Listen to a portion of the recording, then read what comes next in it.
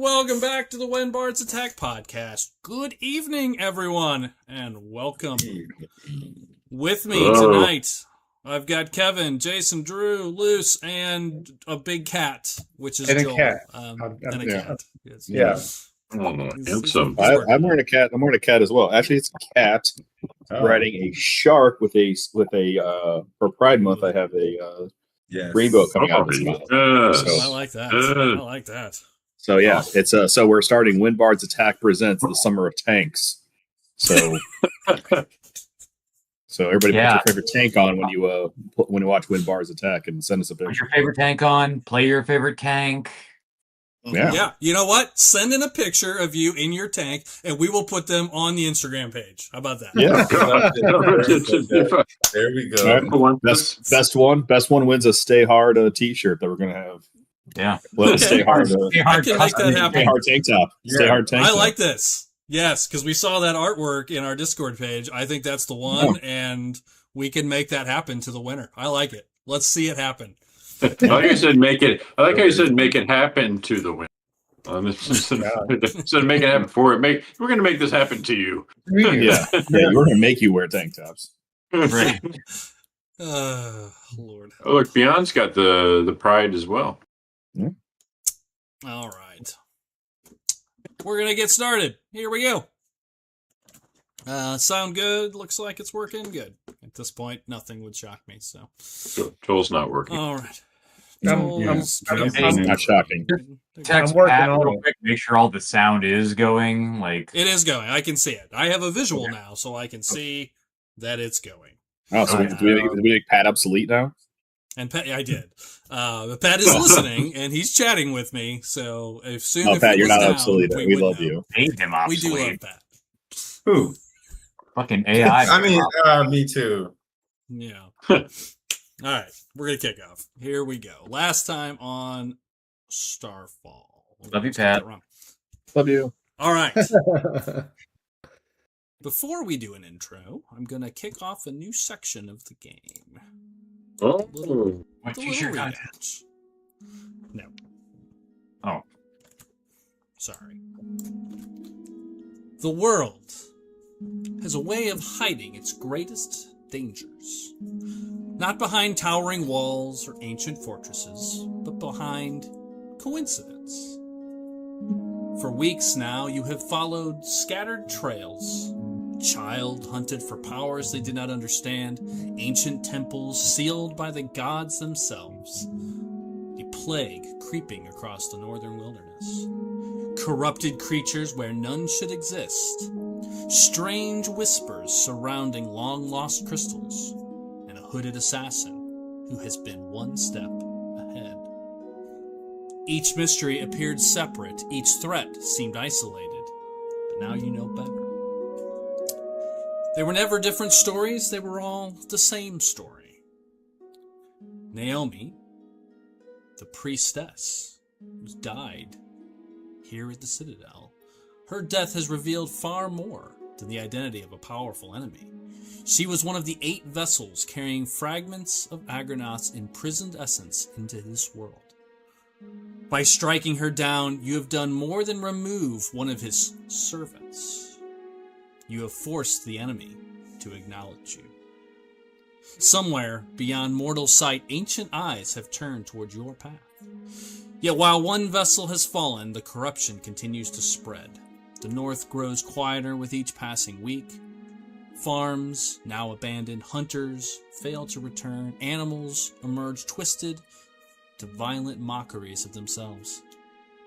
The forests themselves continue to sicken. This is no plague born of nature. You now know it is the touch of Agronaut himself. You have learned enough to see that the shape of the war that is now unfolding. The Star Children are not random victims. They are keys. The ancient crystals are not relics. They are prisons, blessings, and hope. The vessels are not generals. They are the hands by which Agronaut reaches into this world. And that enemy is no longer hidden. The question is no longer who is responsible. The only question that remains is whether you can stop what has already begun. Tonight, your road leads north, toward a land where the forests no longer sing, where hope is becoming harder to find, and where the corruption has been allowed to grow unchecked for far too long. One vessel has fallen, 7 remain. The hunt has truly begun.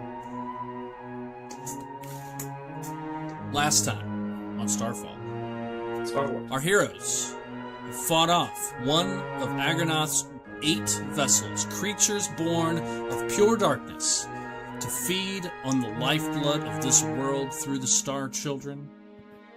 And you have defeated one of them. If any of them get their hands on the crystals, you now know that his prison may be broken. Decisions now must be made. Resolve in the hearts of at least one adventurer has been made. So our story of StarFall continues. Where we left off, you guys had just settled in to a long rest within the confines of the Citadel. You brought her body back in, you inspected it, you have a stack of magic stuff to go through, all of which is now in your team fund. You have decided that in the morning you were going to head into town, do some shopping, light shopping, sell some stuff, maybe buy some stuff, and then head north towards the Whispering Wood, back where Jason's, Urskar's village is, where the plague continues to spread, and you now know where it is spreading from. You are also going to send the bodies of these people, leaving them here with essentially as a message to those in charge of Ashland Trade City that may be involved, that the fight is coming to them, or whatever message you hope that they perceive. So, before we get started, we have a stack of magic items, group. Have you guys decided who's taking what? Let's knock that out really quick. I will make one note, Kevin. I noticed something while I was building the magic items. If you take the chainmail, which I know you were highly interested in, you will lose 10 feet of movement, because you do not have the strength to wear it. There is a strength minimum on chainmail, which hasn't really come up in our games much. Till I was making it, I was like, oh, that has a strength min when you create that item. And if you are underneath it, you lose 10 feet of movement. So that's a decision you're going to have to make. So with that, I turn it back to you guys to finish dishing out the magic items. If you need any questions on any of them, let me know. The strength min on that armor is 12, Kevin. Just FYI. You can wear it. You just lose 10 feet of movement. So, something to think about. I did grab the glaive already and put it in my inventory just to let everybody know about that. Okay, and you're going to have plenty of time to attune, so you can do that. Jay, I added one thing to the glaive. I don't know if you read it. I did. But you can also now, at the start of your turn, you can move that +1 to damage and to hit, and move it to your AC if you wish. Yeah. So that's a decision you'll have to make. If you don't say anything, I will assume you're using the +1 for normal status. It's got to be... Yeah. Gotcha. Quick question. Yes. I know it kind of came up last time. Sentinel, I kind of read about it real quick. That's very... So Sentinel, what it allows you to do is if somebody attacks one of your allies within 10 feet, you may make a reaction attack against that person and interrupt that attack. You can also prevent someone from leaving your threat zone as well. It really gives you a lot of battlefield control if you look at the feat. And it should add it to the sheet automatically. Okay, I was reading it on the thing, D&D. Yeah, So. Luther had that. It was pretty useful. I got probably once per fight. I probably got an extra attack. Probably what that. It's great for thieves because you can use your sneak attack damage a second time. Nice. Wasn't there one magic item that had like a plus to AC possibly? There is a ring of protection in the inventory as well. Let me pull up the whole sheet. There's a bunch of them. There should have been the chainmail, the bastion shield, the glaive, the protection ring, the ghost studded leather, the katana, which I didn't build because you guys said no one was going to keep. So I assume it's going to get sold, and then the fate sword that Kevin threw in there as well, or we threw in there, anyways. If depending on what everybody wants to do, I would because I would give up my night vision ring because since we have a ton of people with spells that have that, and then I would like the ring of protection because then that would give me 3 things attuned to. I would have my healing gauntlet, the ring of protection, and then the glaive. So then that would be my 3 things. Any objection for Jason taking the ring of protection? 0. No, he needs it. Yes, he does. I do. Honestly, he really does. go ahead and take it out of the team fund, please. All right, I'm going to move my night vision thing into the group inventory then, so then we can sell that. Then I'll work on that. Yep. Or someone may use it. I mean, I don't think Luce has night vision. Definitely not. A possibility. Someone may want that. Definitely. So that adds a new item, ring of night vision in the pot. So I'm just gonna go through them just to keep this moving. Is someone taking the chainmail? Actually, come back to that, please. I'm having a hard time deciding whether or not I will. Okay. Is Kevin taking the Bastion shield? You were eyeing that for sure. Yeah, I'll take the best shield. Any objections? Anybody on that? No. Okay. That's gone. The glaive is gone. All right. The protection ring is gone. The ghost studded leather. Anybody taking that? So I was thinking either Luce should take that or I should take that. Yeah, I think you figured, though, it was a minus to your AC potentially, but... It was a minus to my AC. Yeah, it's -1. It's not terrible. You're a backliner. You don't get in the front very often. Exactly, but it would also allow me that kind of ghost thing, and I'd also be giving up my fire resistance. But if Kevin's going to take that, the Vanguard chainmail, which I can wear, I would consider taking that. But I want to give Luce first right of refusal. Okay, Luce.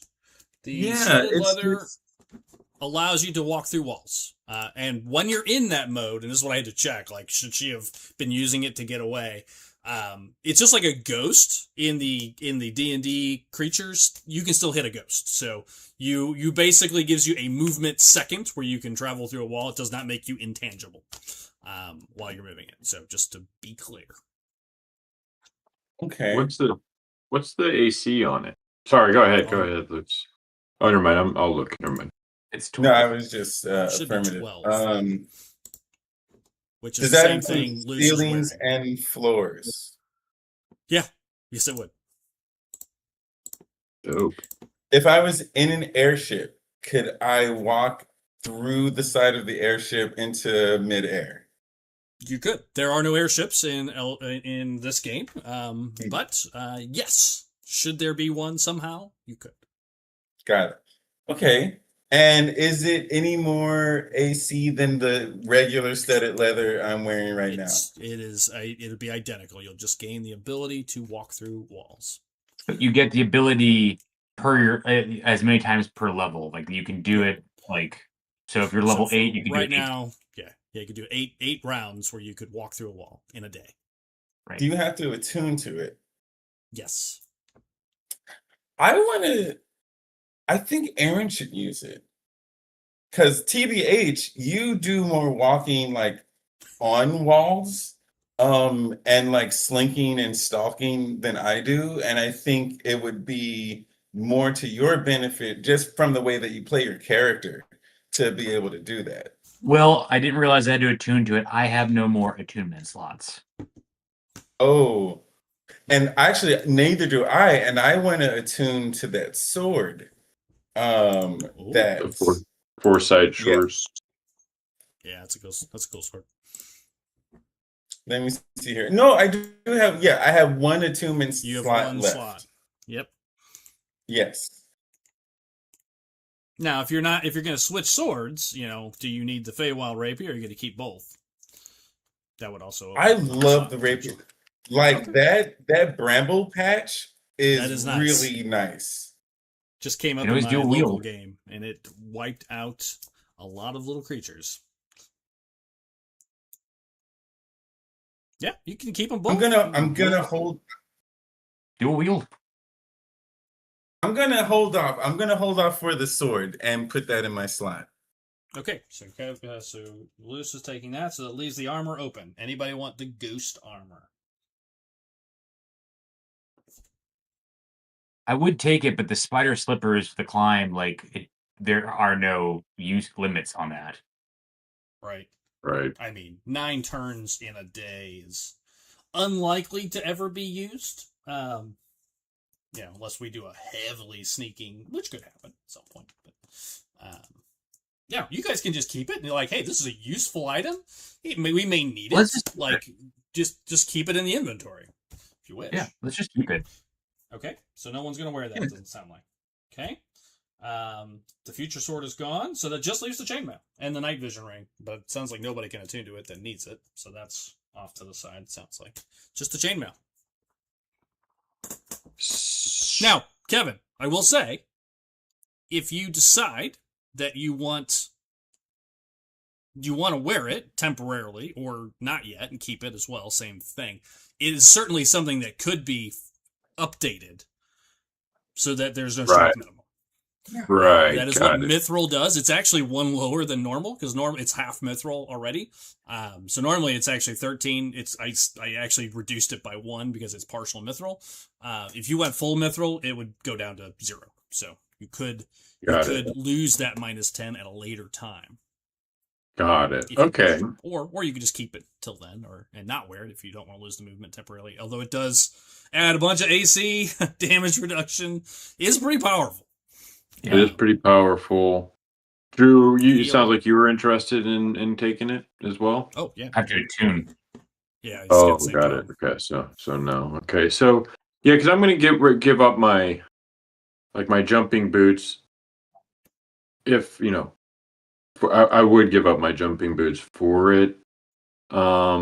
Which then I also lose 5 from that, so I'm at 45 walking speed now. I'd go down all the way down to 30 with this armor. Yep. It's a big. It's a standard move. I mean, most people are 30. It's not low. Okay. It's just average temporarily.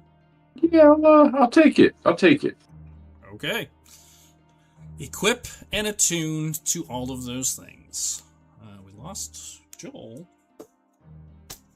Send a message or still having computer issues? Switch us over to the camera fail from. Actually, they were fine. You can still see everybody. Okay, so magic stuff squared away for now. In the morning, you guys are going to head into town. Does anything change? Anybody have anything they want to change as far as the next, half hour here or so of game, which is to head into town in the morning, sell / pick up any new equipment, and then we head north? Is that still the plan? Still the plan, yes. And I am some RP coming up, but okay, if that's the plan, I will let you guys take that long rest, get everything attuned, and we're gonna let that night sail away. However, as the night, so I was giving Joel just a minute, see if he makes it back. That's why we're starting this computer. Dude, the shield also needs to be attuned too. Yeah, how much do you have attuned? Too much? Well, I mean, you can only attune to 3 things, but now what all do you have? The rapier. So I have the chainmail and the cloak. I really want to tune to. So I guess it would be okay. So I'm not going to take the shield. I guess I'll just keep the shield. Take the armor. Yeah, I think that's the move. Hey Jay, how many things are you attuned to? I mean, I can still hold it. 3. I think everybody's got 3 now. 3. Okay. And my gauntlet, the protection, and the glaive. I'll make a deal. I am okay. Hold on, let me check one thing. I just want to see what a normal +1 shield does, if it normally requires attunement. I made this from scratch real quick, and I just assumed. But let me check something real quick. If it doesn't normally, I will make that non-attunable. Shield +1 D&D. Ooh. So now I get like a lot of things at disadvantage too, though. What's that? Okay. Sleight of hand, stealth, acrobatics, and athletics. Oh, that's probably because of the weight of the armor. Yeah, so I probably don't. I thought it just did movement, but maybe it does. That's more. too much. That's too much to give. That's so. Because I will say a shield +1 does not require attunement, so I will re-update that so that one won't count towards attunement. Okay. So maybe you should hold on to the armor until you can get it modified. Yeah, that's what I'm going to do, and reattune to my boots for the time being. Okay. Yep. And I will let you use the shield without attunement, so it should. Okay, there we go. See if it fixes your AC or not. I may have to rebuild it. See if take that off. Bastion shield. I may not give you any stats until it's attuned, but I don't know how it works. I think it does. Yeah. It does. I'm at 19 right now. 19 now? Yeah, that feels like... Yeah, because I also got the Slumbering Star as well, so maybe I don't even need that chain. Jesus. Really nice. Okay. So, all right, sorry. Yeah, go ahead. No, you're good. You're good. All right. That evening, as night settles in, you're going to take your long rest. No problem. I've stalled as long as I can for Joel. Again, having some computer issues this morning, this evening. I gotta find my notes. There you go. Actually, I'm glad we're gonna hold on to that ghost armor, right? Yeah. Yeah, because I do want it. Next level, my slippers will be obsolete because I will get a fly ability. So there you go. Well, maybe as I said, and remember, you guys can take these enchantments, and now that you have those books, you can potentially have new magic items created, taking the enchantments away from one and to the other. There will be some opportunities for that. Sure. Kevin, do you have the on your sheet somewhere the iron bars and the 500 old gold coins somewhere yet? No, I didn't put any of that stuff on my sheet or anywhere. Can you put it on your sheet? 25. Yeah, it'll be 25 silver bars. And then 500, and I don't want you to put it under normal gold. So make a custom item, trunk of 500 gold or something. I don't care how you do it. But, trunk of 500 gold and 25 silver bars. Yep. What's the street value of the drugs we got? Yeah, you don't know. Yeah. But right now, you guys didn't do anything with those drugs. You've left them here. Well, I mean, I assume Alonis has whatever they can fit into their pockets.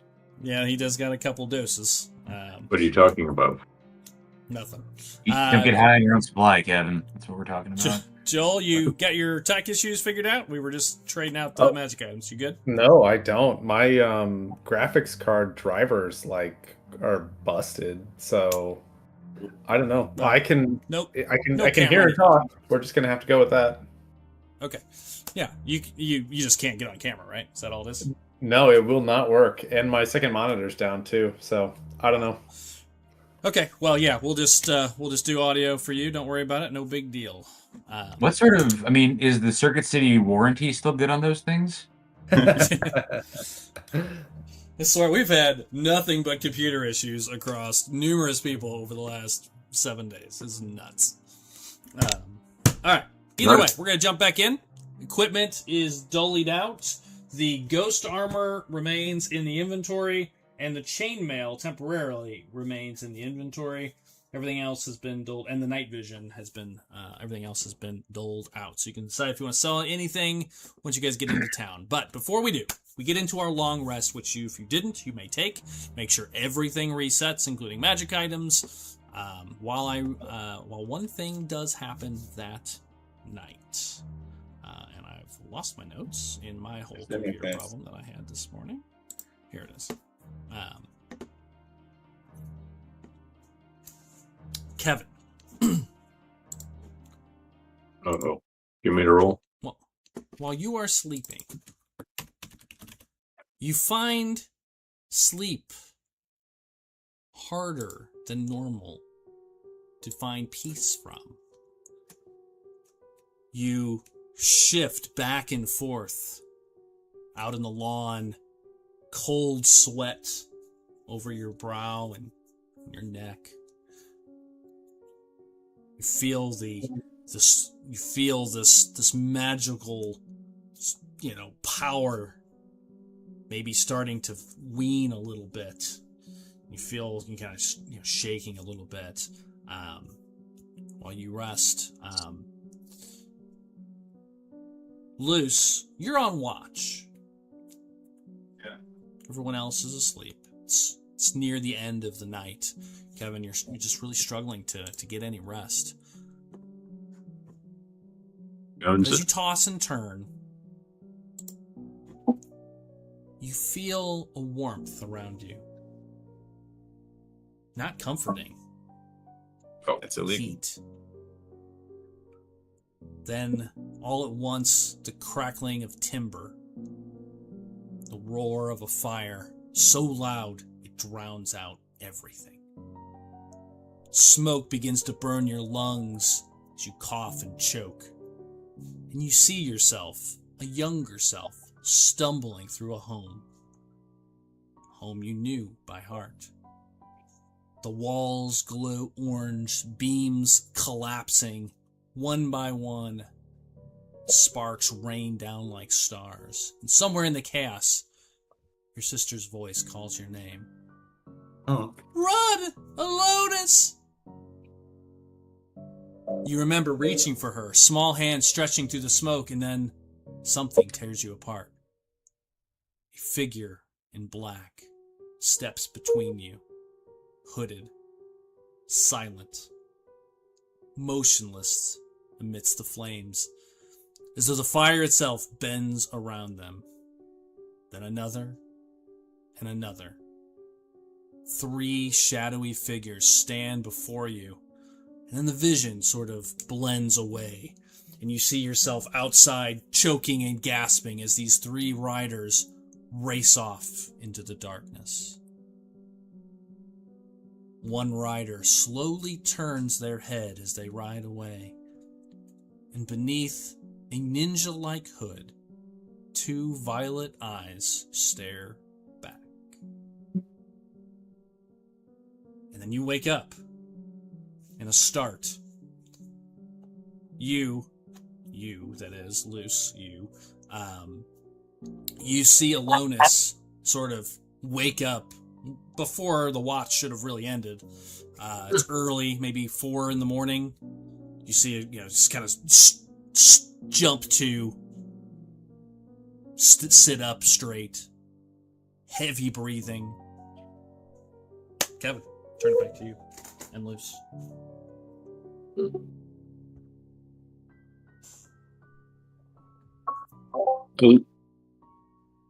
I'm on watch, so he started awake. Yeah, you see him like one of those. And I say, Lyra. And just kind of look around. Take a breath. See, grunt out of a little bit of anger. You see the sun is just starting to crest. You can see the sky is turning that kind of gold right before sunrise. You is standing there looking at you. You can color that out. Yeah, not even over there. Like, as soon as he starts, just flit right over, just this close to his face, and looking him in the eyes. Alonis. Do you hear me? Snap out of it. Give him a slap. I hear you. Don't give him a slap. I'm kidding. I hear you. It was a bad dream, and well, it was a dream, but it was a memory. A memory dream. The woman that was here, that woman killed my family. That woman killed my sister.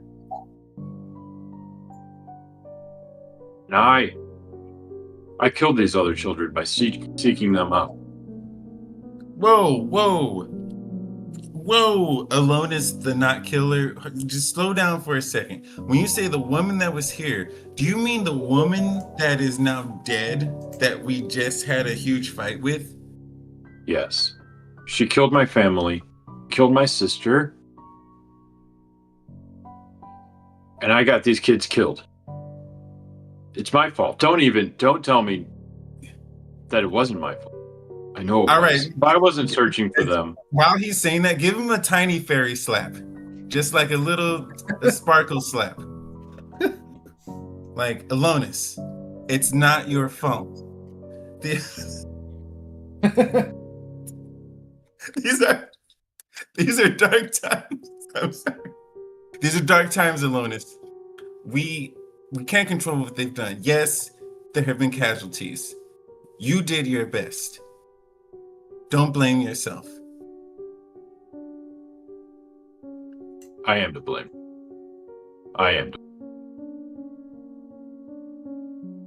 But I know what to do now. That's right.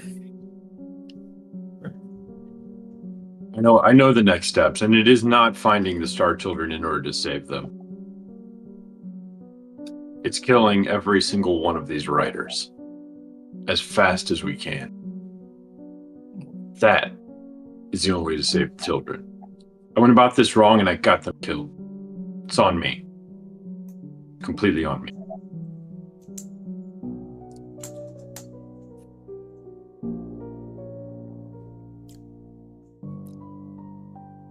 But I know what to do now. And Karak said I was weak. He was right. I don't feel so weak anymore. Yeah, that just happens with time, I think. You may have been weak in the past. But right now, the Alonis I see, when I showed up, you were still pretty weak. But now, you're so much stronger. You're smarter. You're wiser. Look at you. You do magic, and my lady Thistle is always supporting you and not sneakily watching you and mising her hands together. I believe in you, Alonis, but I want you to do something for me. Can you do this for me? It's me, all right? It's you. I'm you, but this is you. Look at me, you.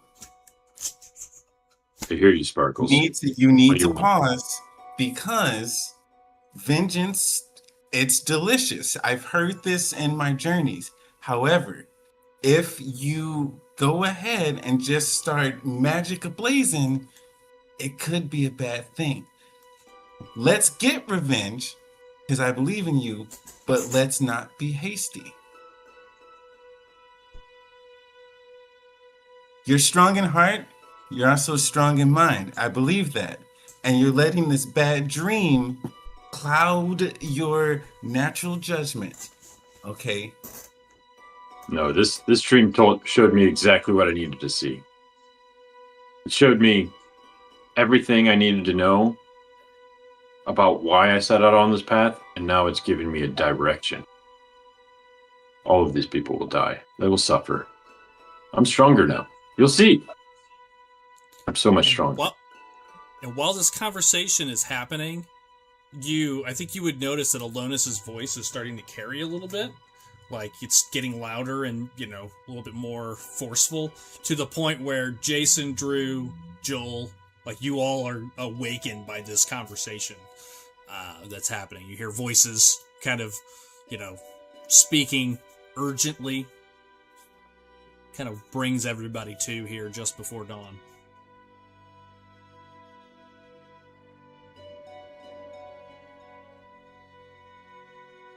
Are you all right? I'm fine. Well, then keep it down. I'm fine too.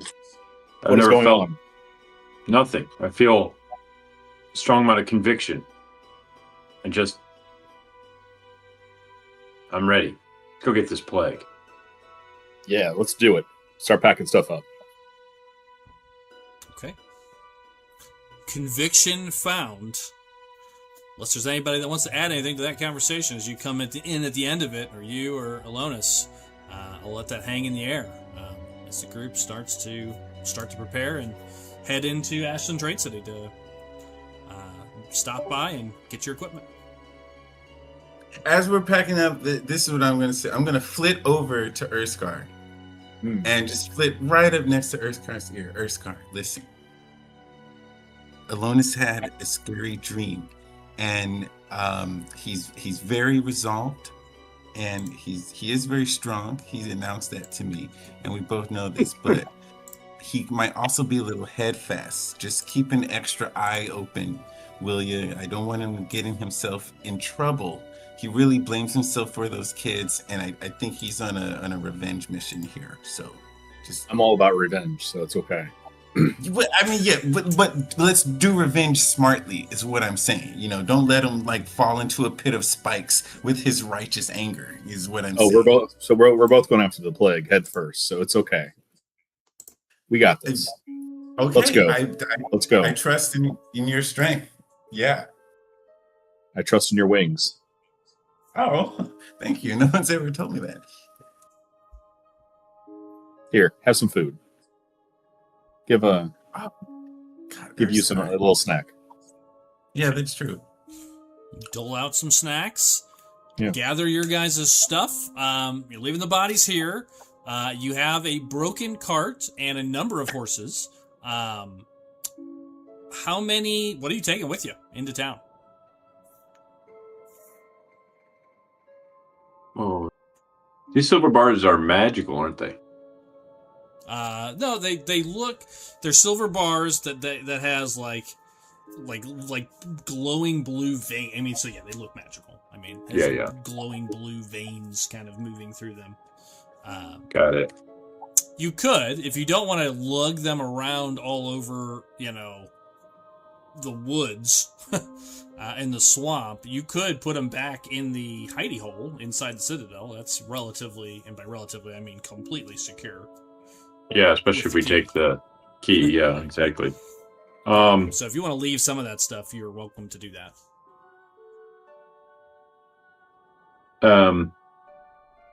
Yeah, I'll leave them down there. We don't need them right now, and can come back, I think. You want to leave both chests, or you want to take the gold in case you want to do some shopping? Yeah, we should take the gold. Yeah, take the gold. Take Yeah, the gold, leave the bars. Okay, got it. Are you guys going to take the wagon? Is that the plan? He's a little bit busted up. He's going to kind of fill it up. Maybe use that gold to get a new wagon. Right. Yeah. There you go. Well, and if that's the case, we might as well take the silver bars then, right? Just in case, so we don't. Well, I think those silver bars are like there was like somebody else who needed them for like an ore in Solus that was looking for this stuff. So. Whoa. Yeah. So that's like part of another side quest. Like we probably shouldn't sell that off right now. No, yeah, I wasn't thinking sell it. I just, if in case we don't come right back through here, we want to go out of our way to come through here. So let me look at. No, I think we should my thought was that we would take what we wanted into the city to sell and get rid of and purchase and stuff to purchase. Come back here, load up, and then leave. That's fine, as long as we don't get caught with all the dead bodies.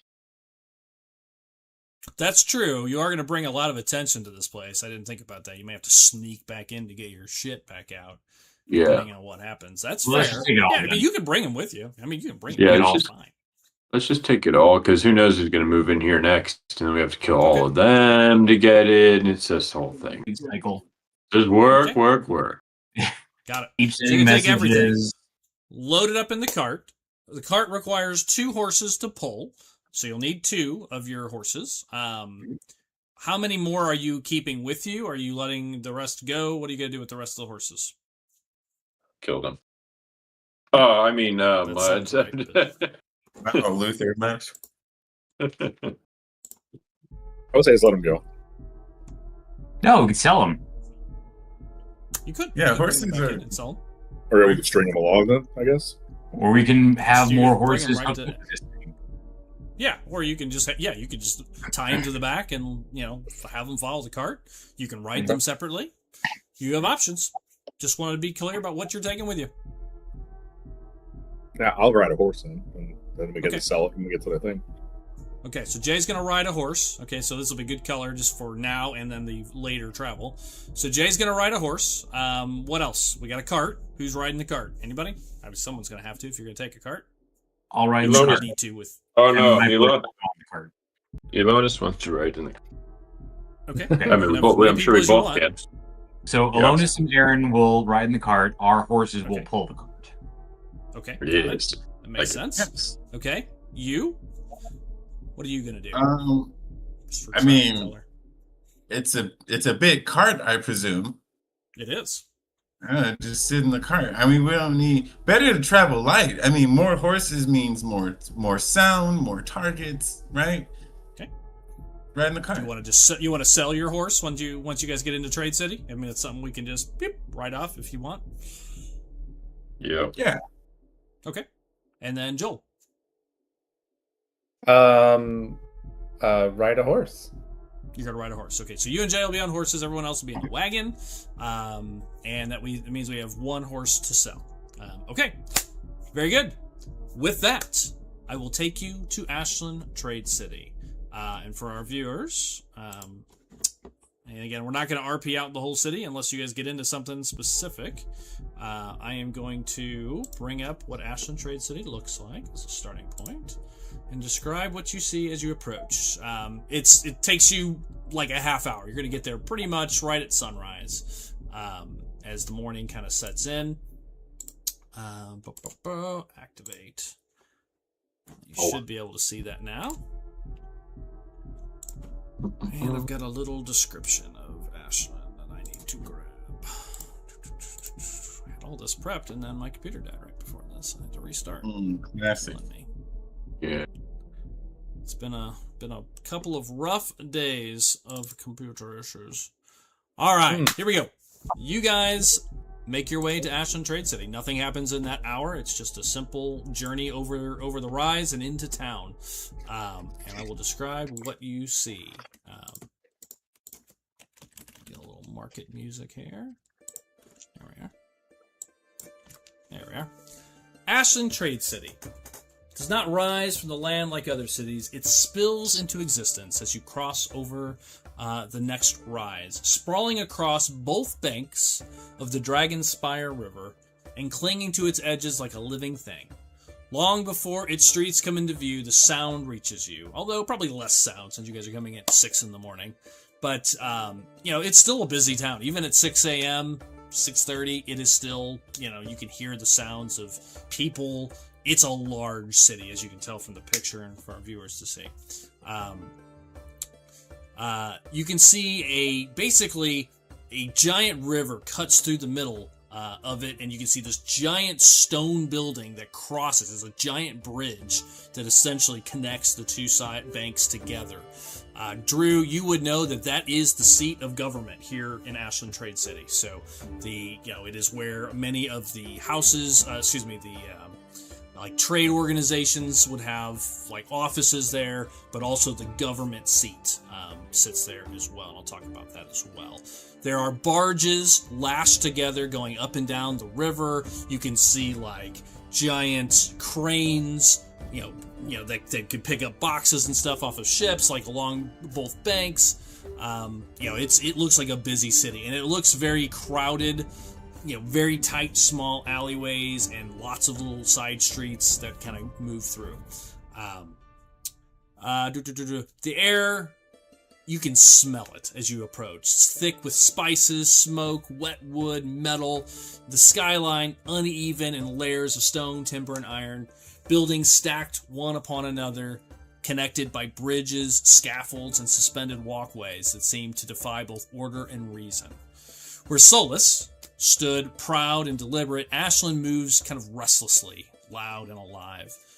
As you draw closer, the city reveals its true nature. Nothing here is still and nothing is wasted. Cranes swing overhead, carrying cargo between rooftops. Runners weave through the crowds, clutching sealed contracts and things like that. You can see awnings stitched with old sails, banners marking foreign guilds, and lanterns of every color casting light through the shifting streets. There are no real gates to pass through as you guys approach the far side, the eastern, get my directions right, the eastern bank. But there are guards. There are basically two main streets that lead in. It looks like the one in kind of further south looks to be where more like large caravans go through. You can see larger crates and what have you, and large wagons going through. Whereas there's another road to the north, which looks far less traveled, and you can see occasional people kind of coming and going. Again, at this hour, very few, but generally more like someone on horse or someone on foot. It looks like the main gate is where all like the trade happens. You can see guards waiting there, coming up ahead to do kind of inspections of things coming into town. At the heart of it all, spanning the Dragonspire River itself, stands the Seat of Balance. That's what it's called, Drew. It's a colossal structure of stone, timber, and iron that binds both halves of the city together. Every vessel that enters Ashland must pass beneath it, drifting through its shadow as figures moving along its vast span above. Within its halls, the Gilded Consortium governs, not from thrones, but from ledgers and contracts. So it is basically a group of people. It is not like a duke or a main government. It is 3, 4, 5, 6, 7 members that are essentially a council that run the city itself. Just a little bit of background of the city, of what you know in your experience, Drew. Probably Kevin, you would know a little bit of that just because you're from at least the region. Everybody else probably wouldn't know much of that. You just see this giant, busy, trade city. What was the name of the seat power again, Doug? It is called the Gilded Consortium. Thank you.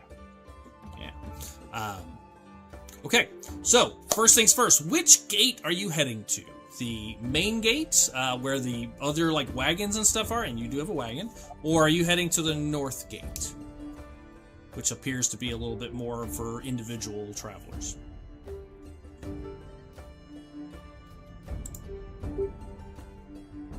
I guess we'll go to the main gate. Okay, so you just kind of line up with the others that are coming through. At this hour, you get in very quickly. You'll get to the front of the line within 2-3 minutes. There's very few people traveling at 6 a.m. If they are, they're leaving, not coming currently. So there are the occasional wagon leaving the area as you approach.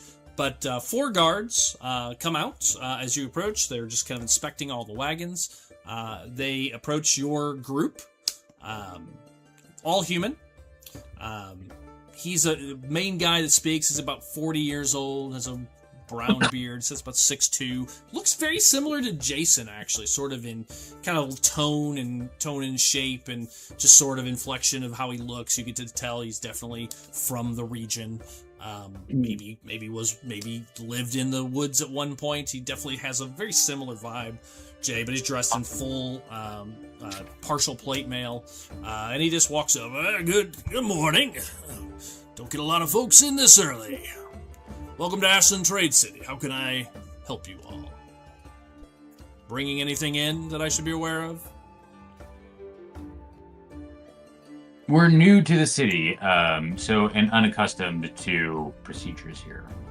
Oh, that's no problem. It's pretty minor. We just need to inspect, unless you have any sort of writs of pre-inspection, which you have a bunch of those. Yes, we do. Yes, you have a writ of pre-inspection. We'll just need to inspect your anything larger than any crates that you're bringing into any town that you need to declare. We do. Don't you have that writ signed by Varric Soltang? Oh, yes. Where did I put that? And then produce it and unfold it. He grabs it, looks at it, looks at you guys, kind of squints a little bit, get the passive perception would tell you he's like, I've never seen these guys in here before. But as soon as he sees the signature, he just rolls it right up and he hands it right back to you. Actually, he'd sign it. You see him kind of do a quick little, puts it against your cart, signs it, hands it back. Well, everything appears to be in order here. He walks to the back like he's gonna do an inspection. And I think, he kind of pokes his head in. Yep, everything looks to be in order here. Move along. Have a good day. Remind me who this Baron person is? He's the guy we like totally fucked over by stealing all his property. He's the guy whose name is signed on all the paperwork that you found in the slaver's base. So it is at least they were using involved. they were Yeah. they were using these writs in order to stop people from searching the crates they were bringing in. The crates would have children in. They have the children, illegal things in. There were other drugs. Yeah, like No, well, you don't. Are you taking? Oh yeah, that's a great. Oh, question. yeah, I'm sorry. great. We weren't clear about that. Are you taking Yes. all the drugs or just the ones you took? The whole Oh crate. yeah, we're taking way more drugs. Yeah. Okay, so We're gonna the whole crate of drugs. I thought that we were under the impression that we were cleaning up. We were not going back to the Citadel. Yeah. Okay, I wasn't sure you wanted the drugs, so Yeah. thank you. That's perfectly fine. Just wanted to be clear. He doesn't care. He lets you pass, and that brings you into the city. You have free pass. This to one walk don't in. give a shit. He good. sends you on his way. All right. You know what? This is Give what me this some drugs to say thank you. And again, Here, I'm only nothing flavoring what you see. I'm not going to go through a whole RP of the city. I am going to activate what the city looks like. If you'd like to, let me city It's view fucking Gotham City. edit. It's huge. Hold on, let me switch on token vision. There we go. This is what Oh, good. City You City got looks it. like. Yeah, Holy dude. shit. Yeah.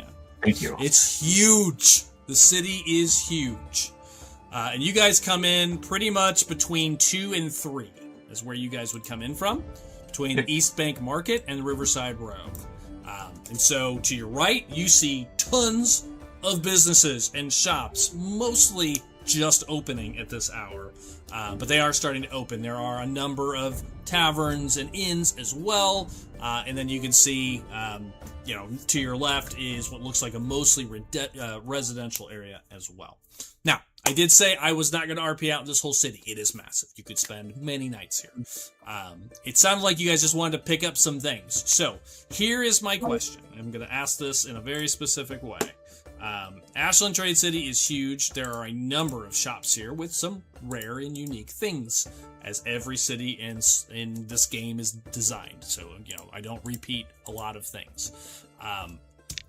Do you want to spend a lot of time here? There are many shops. Or are you going to spend like a set number of time and I'll tell you how many you find? And we can roll randomly to see which ones you find on this trip. Like, how much time do you want to spend here today? I know getting to the plague is urgent, so you tell me, how long are you going to spend here shopping and looking around? I would think no more than a day, like no more than a night, like maybe spend the night here at most. I mean, it's 6 a.m, so you're going to spend a whole day shopping? Well, we have to get rid of the drugs, sell all those. If you're going to attempt to do that. I mean, what else are we going to do with them? I assumed you were taking them. Oh, with you. good. Yeah. Yeah, I mean, we're going to. I mean, I don't know that one of us is on them to take all of them. Sounds like you guys need to have a conversation. So that's my question: is how long you're going to spend here? That'll decide how many of these shops I go through, or I'll just roll a couple random ones off my list and say these are the ones that you stumble across in your time here. If you guys are going to do more than just little quick shopping, we should probably hear that. So I assume you guys kind of pull off to the side, the edge of the shop district. It's quiet still at this hour. You can find a quiet little alley. Have a conversation. What do you guys want to do here? I assumed we were in and out, so I may have misunderstood that. I assume that as well. Well, I know we want to get a new wagon. Yeah. What's wrong So- with Volkswagen? I've had in my mind broken. for a while to just tell me how much a ring of Misty Step would cost. If you can find one. Again, this is not like a normal D&D game where you go to the magic shop, so each shop is predefined with what's in it. But something in that range, from what you've seen, would likely be 500 gold. probably in that range, between 500 and 1,000 for most mundane magic items. Sometimes a little less, sometimes a little more, but kind of 500 is a good average.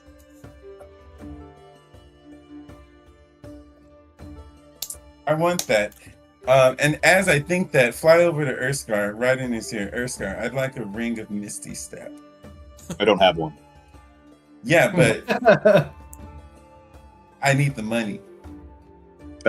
Give him my ring of night vision. You can sell this. We can sell stuff and get money here in a minute. I just need to understand what all you guys doing. You guys just looking at Game plan. shops? I can go with. Are we selling a bunch of drugs in the Undercity? Because that's going to be a whole separate conversation. It's a whole other mission. Yeah, we could come back here for that if we want. Yeah, I thought we'd just go in and out and just get the things everybody wants. Get back to I think with yeah, that's probably having some new resolve. We were in and out and get going to our objective. That's what I would assume. Yeah, I feel like selling that is a whole other side quest. Would be my guess. It could be probably a distributor, Correct. Yes. Okay. So, but I would at say least we're going to get that is not a quick item. Everything else can be quick. Everything else can take a couple of hours. And then, depending on how long you decide to stay, we'll decide how many random magic shops I'll roll for. Got so it. Let's in the morning. Let's go till noon. I thought I was Spend going to a say the half exact same thing. Yeah. Half day. Half day. Get a wagon. Do some shopping. Pick up any basic goods. Get lunch. Sure. Head out. Yeah. Okay. So with that, in 4 or 5 hours, you can check a good chunk of the city. So I'm gonna roll 4 out of the 6 I had pre-prepped. So Joel roll a d6. Kevin roll a d6. Luce roll a d6, and Jay roll a d6. Everybody roll 6. I'm also gonna roll these nuts. Oh, these 3. We Was it did 3? 2, 3, 4, 2, 3, 4. I got a 6. and 6. Okay. Didn't I say 4 out of 6? Who did I miss? No, that's right. 2, 3, 4, 6. 2, 3, 4, 6. Okay, got it. No 1 and 5. Okay. First of all, you can sell your wagon, what's left of it, and buy a new one. Somebody wants it. Yeah, they want to fix it back I up. mean, Starter you can wagon. sell it for, it's not worth much. We can probably turn it in for $500 tax credit. Mm-hmm. Donation to the A local. brand new wagon would cost about 50 gold. You'll get 15 for it. So you can buy a new one for 35 gold, essentially, net. What if we wanted a nice wagon, like a Van Richten's wagon? Like an enchanted wagon? Perhaps. We don't have any money.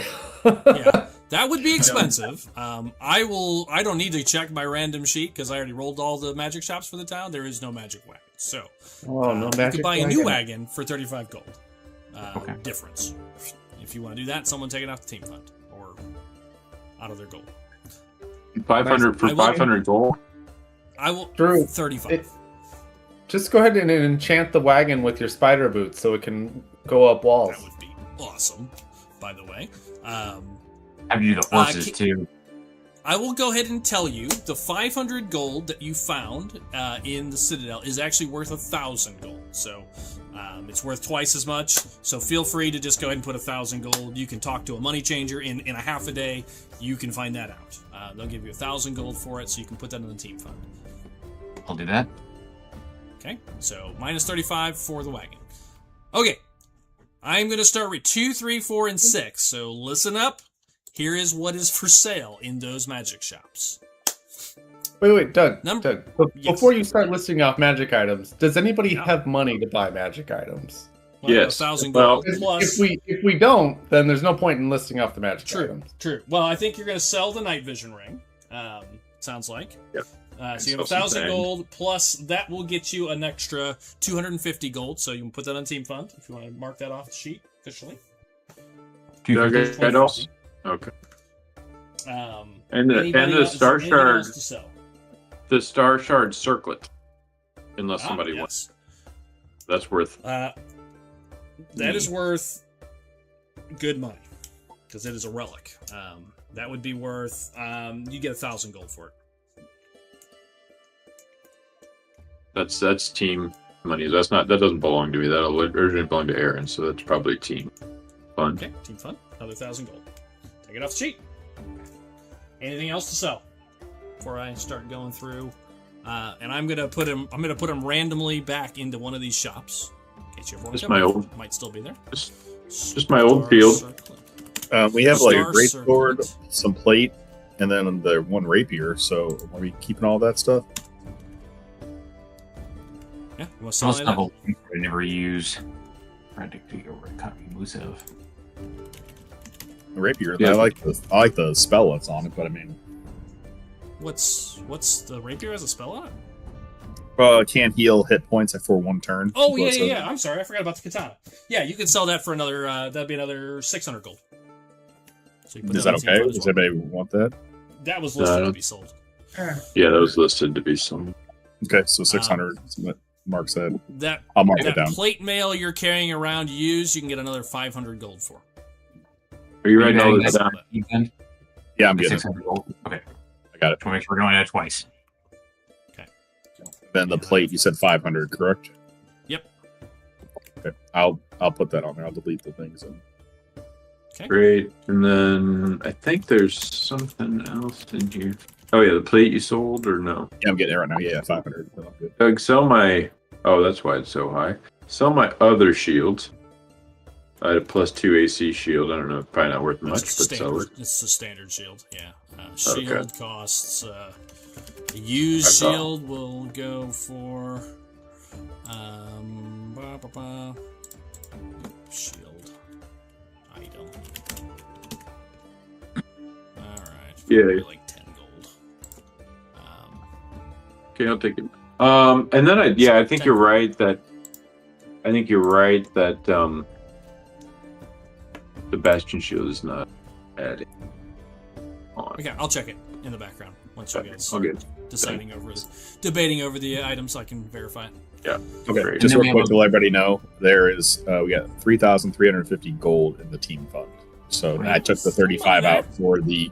I took the 35 out already for the new cards, so that's all done. So this is exactly what we have. So We also have a great sword and a long sword we need to get rid of.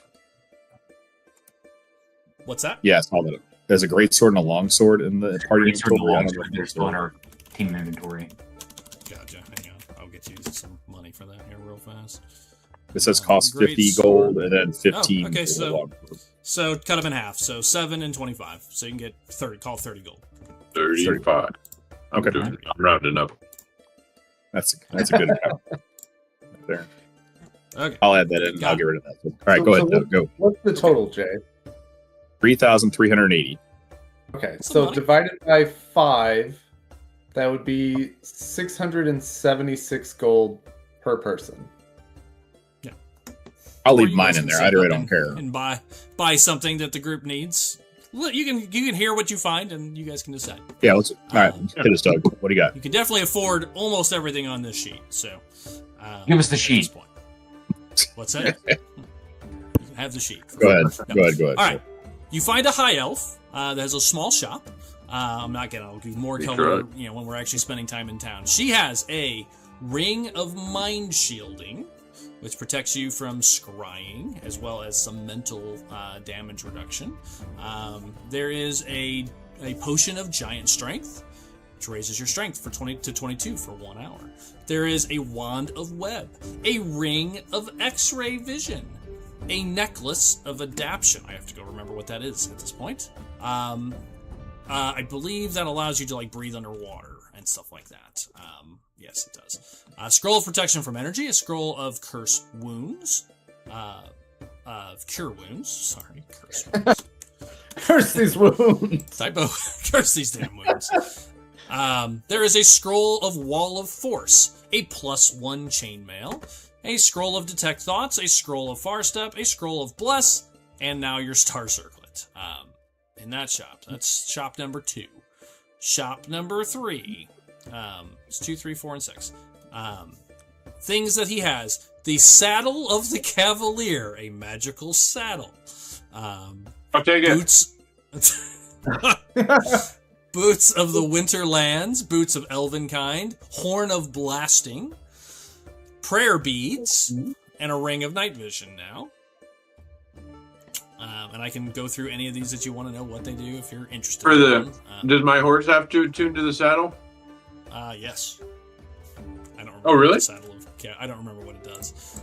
Saddle of the Cavalier. It is an official magic item. I was just. Let's see. Just so you know what it does. You can't be dismounted against your will permanently. You can't be knocked off your horse. And any attack rolls against your mount have disadvantage as well. Wow. Luther needed that. Seriously.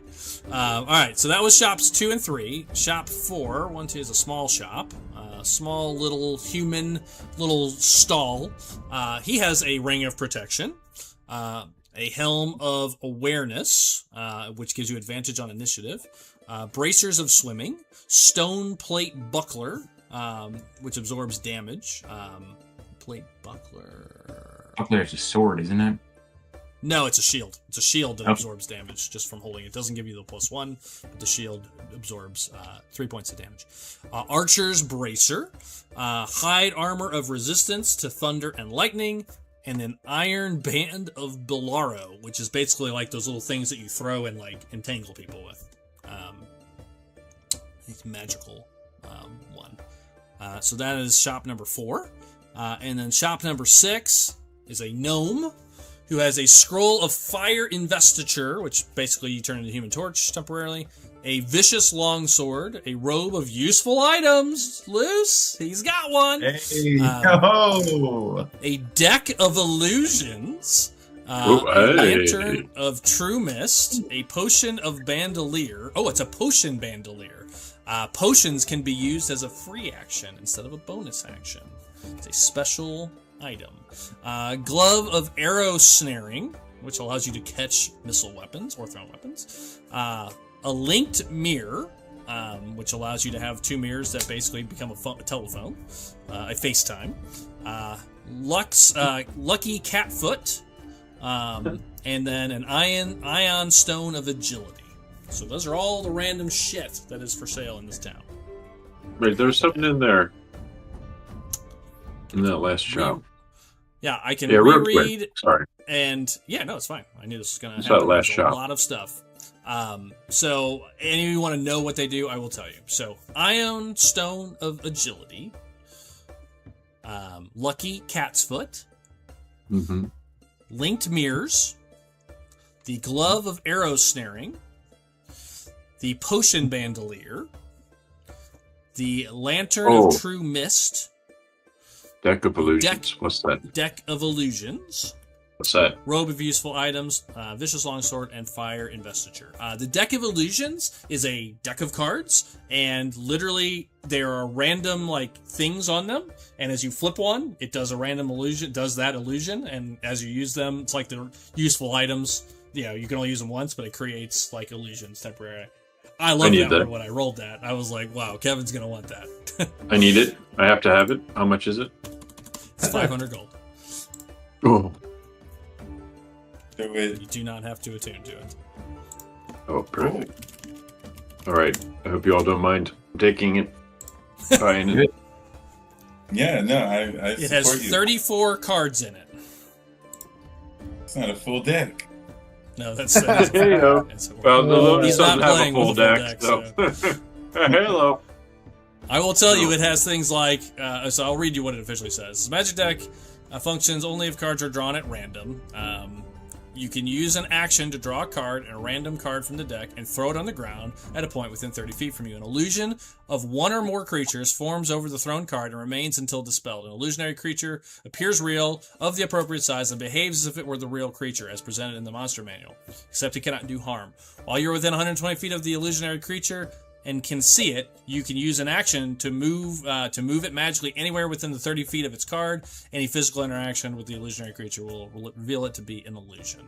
It has things like a dragon, a knight and 4 guards, a druid, a cloud giant, a bugbear, a goblin, a beholder, a night hag, an assassin, an ogre mage, and I'm not going to read the whole list.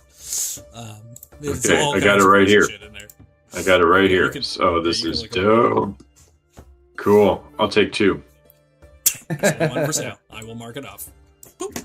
Okay, is there anything on that list that anybody was interested in you'd like me to get you more details before we wrap What up does the the Io Stone of Agility do?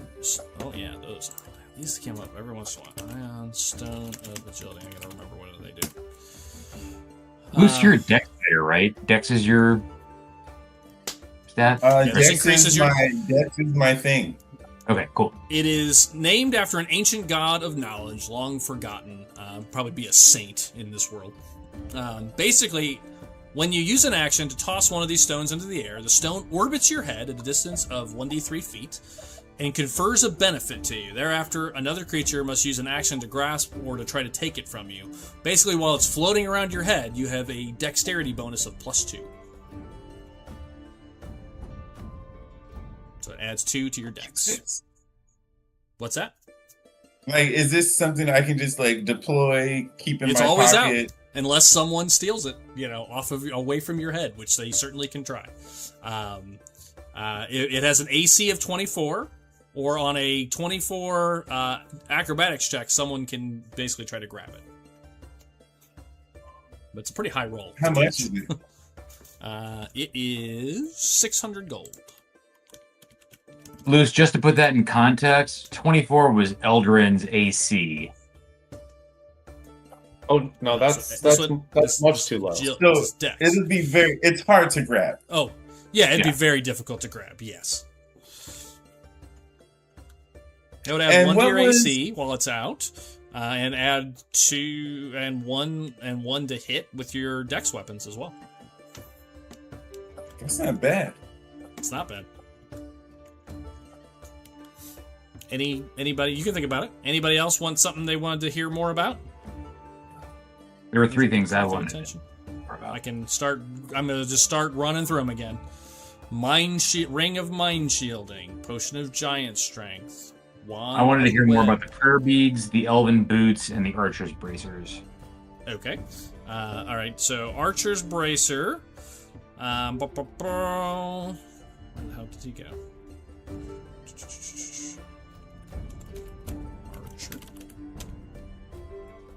Archer's Bracer, 800 gold. They add 1 to ranged attacks and 1 to damage. So +1/+1. That you can add on. Does require attunement. Most of the stuff will require attunement. Okay, what about the Elven Boots? Elven Boots. Boots. Boots of Quiet. Nope, that's a different shop. Boots of Elven Kind. They should be in the book. Boots of Elven. That sounds like something I would make. No sound at all, regardless of the surface you are walking across. Gameplay, you gain advantage on dex checks. That's it. It's just advantage on dex, basically. And you make no sound when walking. Boots of Elven Kind. It's advantage on stealth checks. Yep. Yeah, isn't that what I said? Sorry. Did I not say that? You said on dex checks. Yeah, okay. Yeah, That's different. stealth. Sorry. It's in quotes around it. I read half of it. Made it sound like you're dodging fireballs and stuff. Yeah, you're right. Stealth. And there was a third one, Drew? Prayer beads? The prayer beads. We know what those are for. Yeah. It has 1, 2, 3, 4 prayer beads on it. A level 2 Cure Wounds or Lesser Restoration. A base level Bless. And a base level Branding Smite twice. Which essentially you can use each of those spells 1 time per day without using a spell slot. So level 2 Cure Wounds or Lesser Restoration, a Bless, and 2 Branding Smites. So it was randomly rolled. 4 beads. Little spell repository. Luther had them. Those were different beads, but... Okay. Anything else? I'm just continuing to ramble through these once again in case someone wanted to see something. Ring of X-ray vision. Scroll of protection from energy. Scroll of cure wounds. Scroll of wall of force. +1 chainmail. Scroll of far step. Scroll of detect thoughts. Scroll of bless. Saddle of the cavalier. Boots of the winterlands, which I'm pretty sure those you can't slide or slip. I have to double check that one. Horn of blasting. Ring of night vision. Ring of protection. What is first step? Far Step is a spell that allows you to teleport for like a minute, like every round. I think it's a spell that one of your two characters had at one point. Allows you to like for a minute keep teleporting as a bonus action for a minute. So you cast it. It's basically a scroll that has that spell ready to go, one time use. Doug, are there any spells or potions of healing in these places? Sadly, there was not. We did not roll randomly to find any of those. Hold on, let me just check to make sure I added them on here. If not, I'll add a couple into one of these shops. Oh yeah, there was shops. You just didn't find them. They're in the other two. It's funny. Okay. I will say I'm gonna add one. Since you didn't roll any and you wanted potions of healing, you could move around. One of these shops would have a potion of healing, standard potion of healing, for 50 gold. Scar, you want that? I have 2 basic ones. Mm-hmm. I'll take it then. Okay, 50 gold. 50 gold, basic. Got it. Yep. Did not find any good alchemists in your 4 hours. There's a couple of alchemy shops in here. Okay. Anybody else want anything else from this list? Oh, then I was continuing my read through once again. I was at Helm of Awareness, Advantage on Initiative, Bracers of Swimming, Stone Plate Shield, Archer's Bracer, Hide Armor, Resistance, Iron Bullrow, and then Scroll of Fire, Vicious Longsword. I read that one twice. Robe of Useful Items, Lantern of True Mist, Potion Bandolier, so you can use potions as a free action. No attunement for that. That is a piece of equipment. It's not magical. Oh, wow. Yeah. Hey, Jay, you should take that. How much is that? 250. Gee, that's pretty great, man. What was it again? Read it with me, sir. It's got a Potion Bandolier. You can use potions as a free action because they're basically like you can just pull them off your vest quickly. Okay. Yeah, I'll take that. 250 gold. That's not tuned to anything, right? Nope, it is not attuned. It is not magical. It is just an item. It's made by a gnome. There's a gnome you buy it from is from Nixel Geargrin, a rock gnome, who built it. Yeah. I think it's pretty sweet. Yeah, I think that's a really good idea. Create that, Doug, or are you going to create that? You'll just do a custom item on that one. Potion Bandolier. Potion Bandolier, gotcha. Work on that. Okay. I'm good on anything else for everybody else. I'm good. Yeah, I'm good too. Okay. I really want those good. bracers and those boots to hold on to. How much? The boots you said were like 800, right? The boots are much less. The boots are. Hang on. Boots. Braces were 800. Yeah, the brace. Yes, those are 800 for sure. The boots are 500. 500. Yep.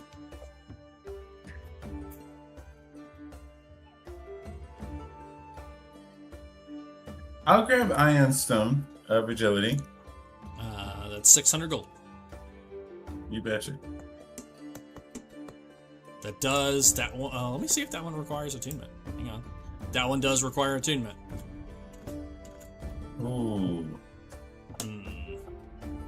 What does that sword do that we have? The short sword? Yeah. It will give you glimpses into the future at random times. But it will also, the first time you fight any enemy, that first attack is always done with advantage. Not every turn. It's the first time. So the first time you fight, that creature, you get advantage on the first attack automatically. You get a kind of foresight into his attack, his defenses, basically. It's not super awesome. It's not super awesome. Could be, again, something you could hang on to and try to get the Why don't enchantment you pulled hang off on to later. that? I'm gonna get the stone. I'm gonna get the stone. Okay. Got it. Okay. Is that coming off your sheet or coming off the team fund? Just so I can make sure these stuff's all getting paid for. How about the team fund? Okay. Who's taking it off the team fund? How much was it? 600. 600. That's fine. Who else bought out of the team fund there? I did. Okay. Did they come off the team fund? Yeah, the first one one thing I bought a team fund, one off mine. Okay. Got it. I took my Anything up bandolier there? off as well. Okay. Got it. What's the team fund down to? Still at like $2,000. I'm gonna take those bracers. $1,030 or gold. Okay. 800 gold for the bracers to take off the team fund. 1230. Okay. So that's an Throw a attuned card on the item. ground. Yep. That one, Drew, that should be already in D&D Beyond. I Yes. believe. I'm gonna see if I can. If I'm buying that because I want to put it on the actual. Like if we're gonna combine things, I want to combine my slippers with this ghost armor, and I also want to combine the bracers with the moon bow. You're taking it for the enchantment. I got it. Right, I exactly. Wear it right now. Got it. Okay. Put it in the team fund or put it somewhere. Yep, Okay. Any other shopping? Any other little things you want to do in town in those 4 hours? Rations, please. Okay. How many days worth of rations? Let's do 3. Okay. Just Am I for high enough clarity, rank to do anything with like magical things yet? Not yet, right? Matt, help me out there. I didn't know that question. We talked about when we cook stuff that did gain any magical properties from the. Yeah, you've got all kinds of spells in your spell book, don't you? A couple of them, yeah, but do I need certain rations? Is what I'm saying to do that. So. Yeah, you want to buy supplies to be able to cook your stuff. Yeah. Let's just get a 3 days worth to get, and then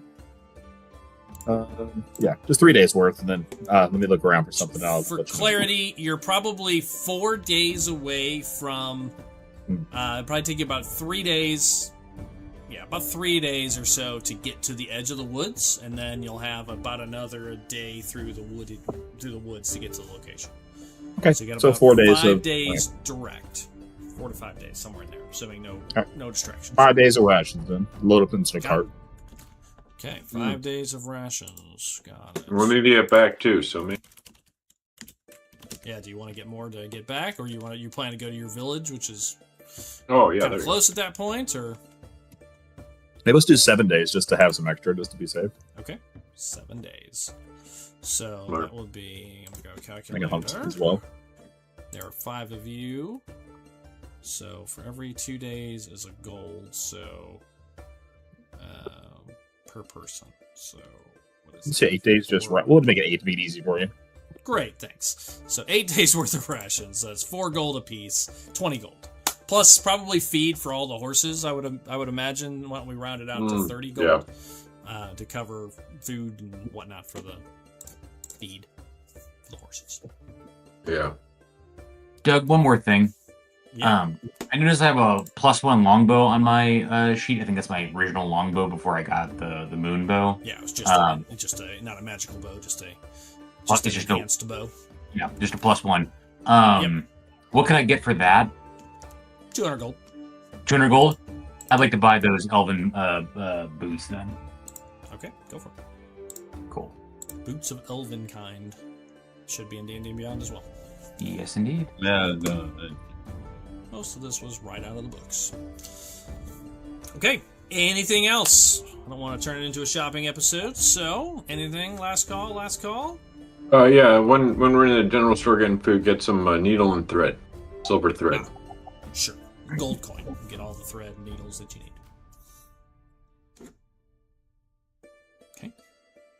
Anything else? I think that's it. All right. Then with that, you guys spend a half day probably just on the East Bank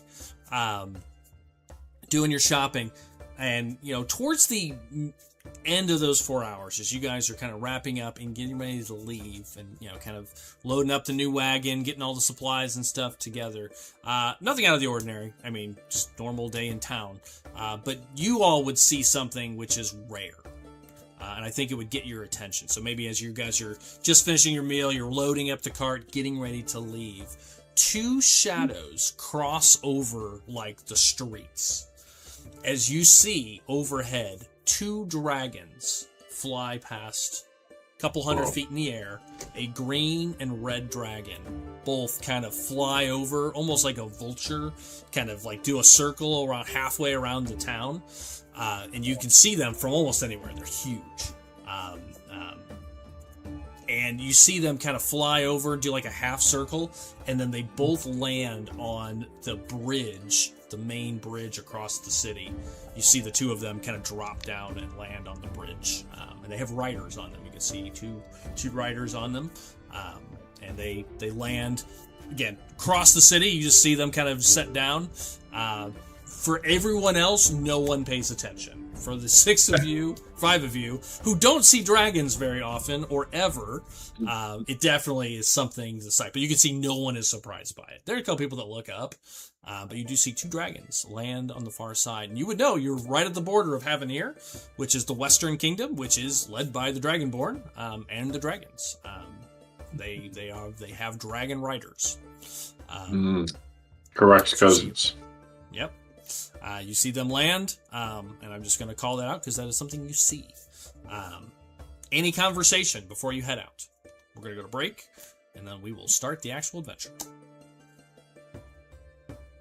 So you guys are loading up your carts. You see the dragons. Anything you guys want to say or final notes? Just visibly marvel and drop my jaw. Say like, "Oh, my thistle." Like, don't say that, but just let out a. I've never seen. Have I seen a dragon? Probably not in the Feywild.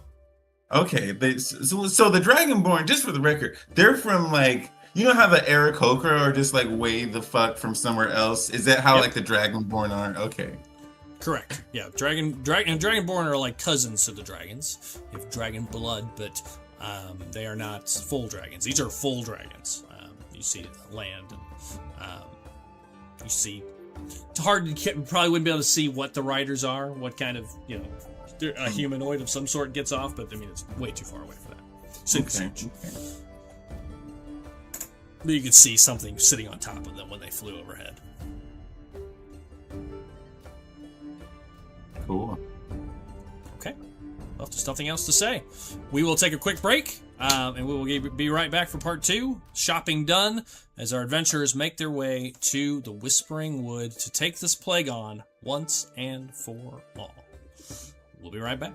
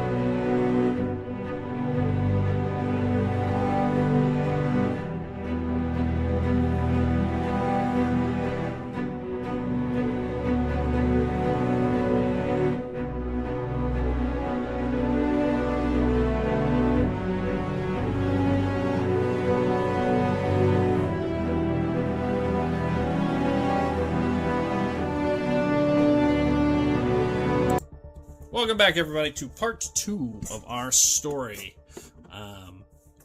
Part 1 Part two. was a shopping episode, as our adventurers have made their way into Ashland Trade City, but with the plague hot on the minds of multiple people, we just did a quick in and out, kind of little description of what you see there, but we're not going to spend any real time there today. Now, that may happen in the future. I know there's definitely some open questions in Ashland Trade City. But you guys have done some shopping.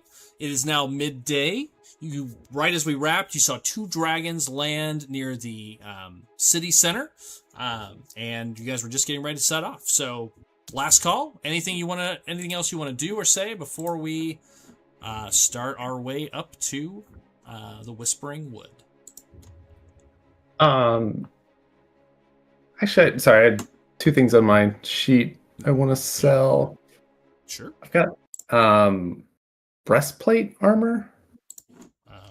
Got it. Hang on. I will get you a price on that. Anything else? And then this cloak of elemental protection. I was wondering why I made that. I don't remember where that even came from. I saw it on my list of magic items that I created. Wasn't sure where It was from the Wacky World guy. Oh, okay. Well, you can get 200 gold for the breastplate. For use breastplate armor. Okay. So you I'll put that sell on your that. sheet or on the team fund. Okay. Lets you handle that. And then the cloak of elemental protection. What does that one do? I don't remember what it does. Once per day, you can pick a Element type. damage type and have resistance to it for, I think, an hour. I'll do. You could sell that in town for, I would say, 800. Okay. I will sell that as well. All right, that's it. Okay. So you clean out a few more items. Lots of cash, finally. Anything else, guys, before we settle off? Going once, going twice. All right. You guys, our adventurers, begin making your way back out of Ashland Trade City, back into the Darsham Steppe.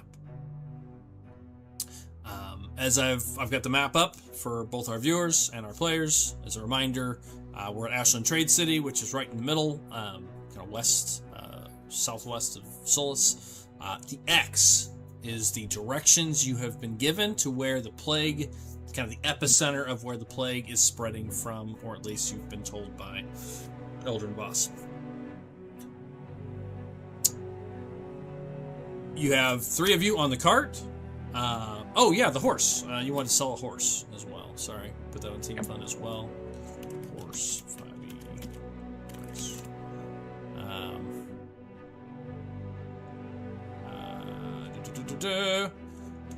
You can get back 25 gold from it.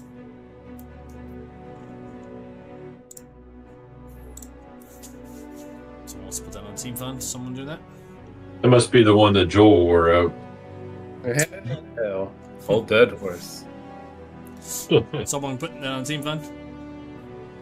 Yeah, I'll put that. How much you say it was? Okay. 25. Okay. All right. With that afternoon, 3 of you on the cart, Jason and Joel on horseback.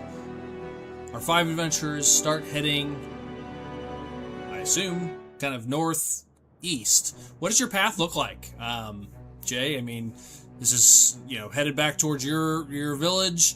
What does the path look like? Do you want to kind of go north along the riverbank and then cut over, or do you want to do more of a diagonal across the Darsham Steppe? What's the path look like?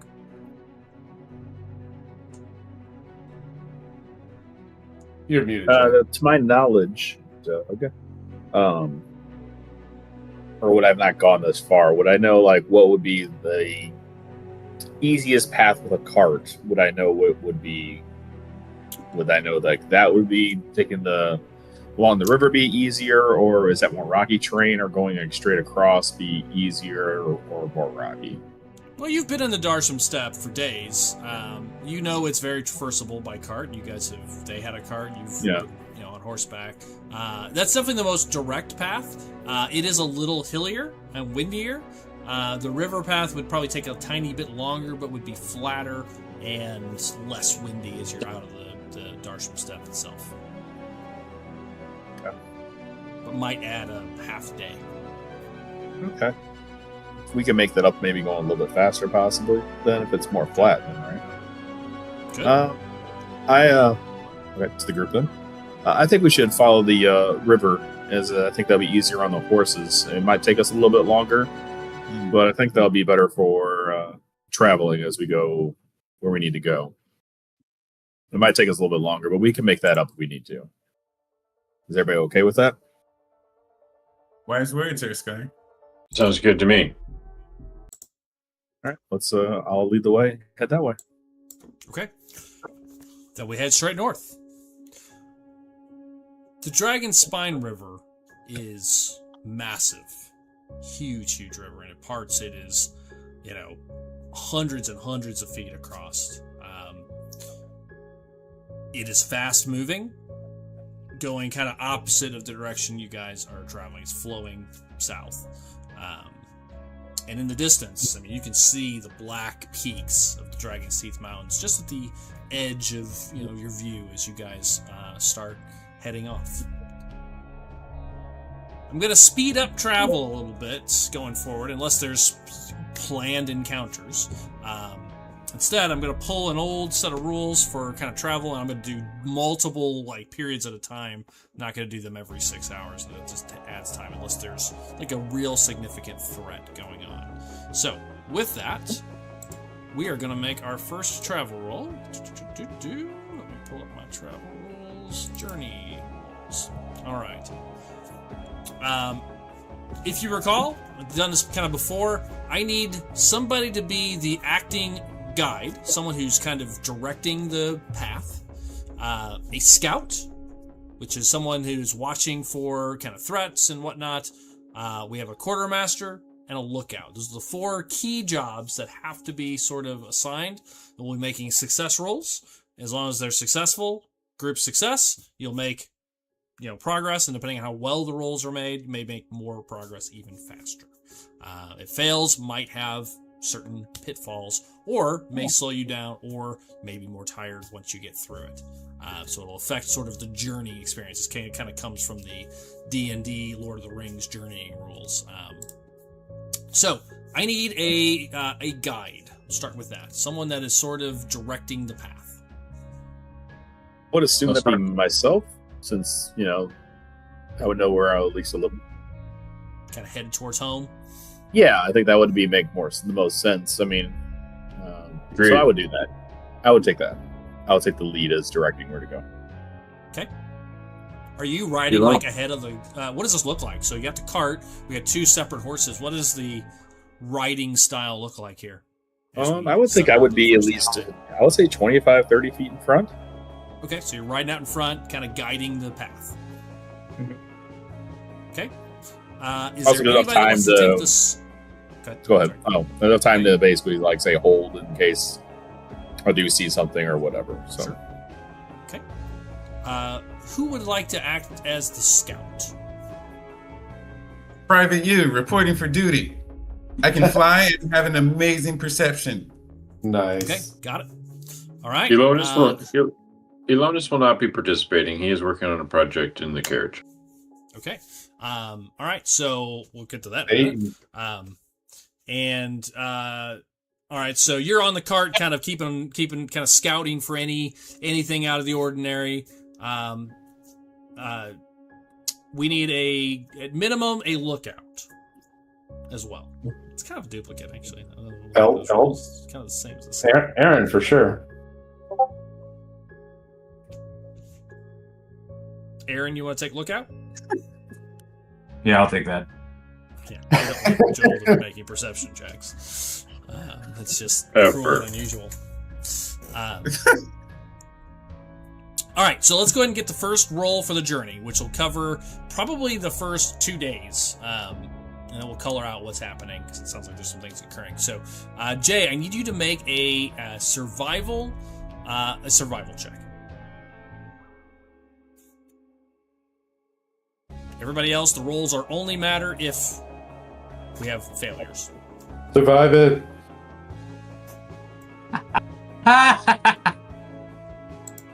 Oh boy. Wow, with a +9 too. Now remember, they're not automatic fails. All right, the DC, since you guys took the easier path, the DC was 13. So it's a fail, but it's not a failure by 5. If you fail by 5, you actually have like 0 progress. It is slow going. So you guys set off. The guy doesn't know how to follow the river. No, it's not that he's following the river. It's that things occur. It's journey events. So, as you guys are traveling, along the river, what you find, I would think, is like there are areas that do get too rocky, and there are areas that get kind of flooded. And as you travel, what should have been, a day and a half worth of travel, it really takes you a lot longer. It takes you don't get nearly as far as you would have expected. It's just taking a lot longer to go to travel. You have to double back, maybe even go into the step a little bit. It's just slow going. It's not a critical failure. Critical failure would have other repercussions. So we start traveling for that first day and a half. The sky is clear. It's just you kind of double back quite a bit. So what I'd like to do, because this is a long journey, it's multiple days here. For that first day and a half, obviously 2 of you are riding horses. So is there anything, Jay, Joel, minor, that you guys would be doing while on your horse? Anything you want to color out? Or are you just pretty much keeping an eye out and riding? Things I would be looking for, outside of just anything obviously if anybody is around, anything abnormal, but honestly looking more for signs of like the plague or anything kind of like the tree that we saw, something like that, anything along those lines as we travel. Just kind of looking for anything like that, and pay attention to the river and see, like, is the river clean and clear? Is there signs of like dead fish and stuff like that? So see if there's anything that's like something with the plague, and see if it's been spreading, so I can kind of like almost and map it out where like I can tell where the plague is now hitting, so I know, like, you can kind of figure out where things are going on. Kind of. I'm with you, Joel. Gotcha. Any color you want to put around your ride, and where are you at? If Jason's out in front, where would you be? You riding up with Jay, behind the cart, next to the cart?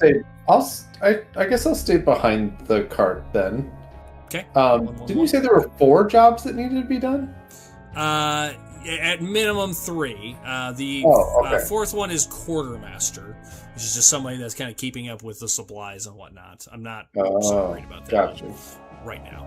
As long as somebody is, I'm going to recheck these rules. I haven't read these in like 6 months, and as I'm rereading, I'm like, I don't love this.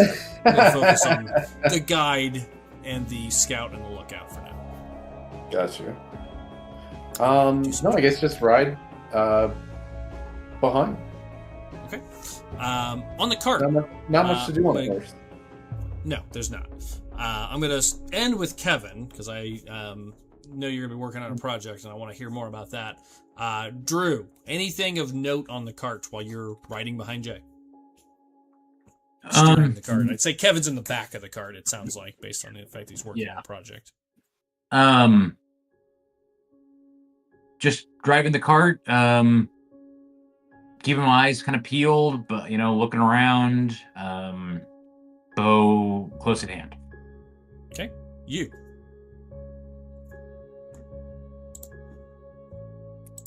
I'm going to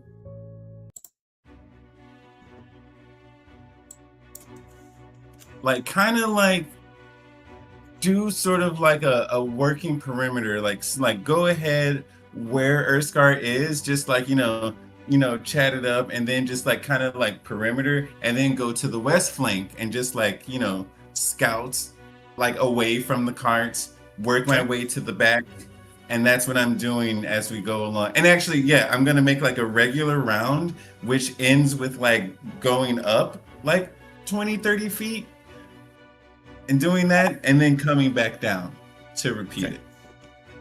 Got it. Good color. And then finally, Kevin, what are you doing for most of this first day and a half, 2 days? I mean, I'm not so. This isn't the only thing I'm doing, but I am like stitching what they'll see from a distance, and I try to just kind of keep to myself is that I'm stitching into the inside of the cloak and also on the back of it. Okay. So you and Aaron, kind of midday, or kind of towards the end of the first day, as you're coming back from one of your rounds, you notice that, I think you would both notice that Alonis has stayed kind of away from the group. He stayed in the back of the cart this whole time. And there's a little window kind of behind the driver's seat. You can kind of look into the cart. You see him working on something constantly. You can see him kind of stitching things together. You notice that, I mean, without a doubt. Anything at all, you're just going to leave him alone. Just out of curiosity. I think he took it. I think he took the boy's death super hard, and I know about the nightmare and his new resolution. I'm just gonna let him have this moment to himself. Let him go. Let it go for now. Okay. All right. Well, a couple things you see along your path. Again, slow going. But the river is busy. By midday, you do see ships come down the river. A couple of them come down. For the first day, you see quite a few of them. Likely, if you're looking at the map, Draggle City also sits real close to the river, and it's likely goods come down there. So for the first day, you see a number of ships kind of heading down towards Ashland Trade City, and then by the second day, and again, I'm going to move much faster than we did the first go around here, unless there's a threat. By the second day, as you guys are kind of up more towards the second box and past Draggle City, the ships really slow down, and you don't see many at all, but you do see an occasional ship, and they're different. So by kind of midday, kind of first non-combat encounter, is you do notice a different type of vessel coming down the river, as you're, again, hard to see because you're having to get more inland, probably, just to even make any progress. But about midday, you see a different ship than all the others. Had a similar sort of merchanty vibe to it. Coming down the river from further up north, and it's all by itself, you see a large, much larger sort of vessel. It's got 3 full sails.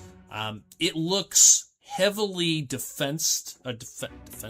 Is that a word? That's not a word. Defended. Defended. Yeah, like it looks built up. Fortified. You can see fortified. That is the word I was looking for. It looks heavily fortified.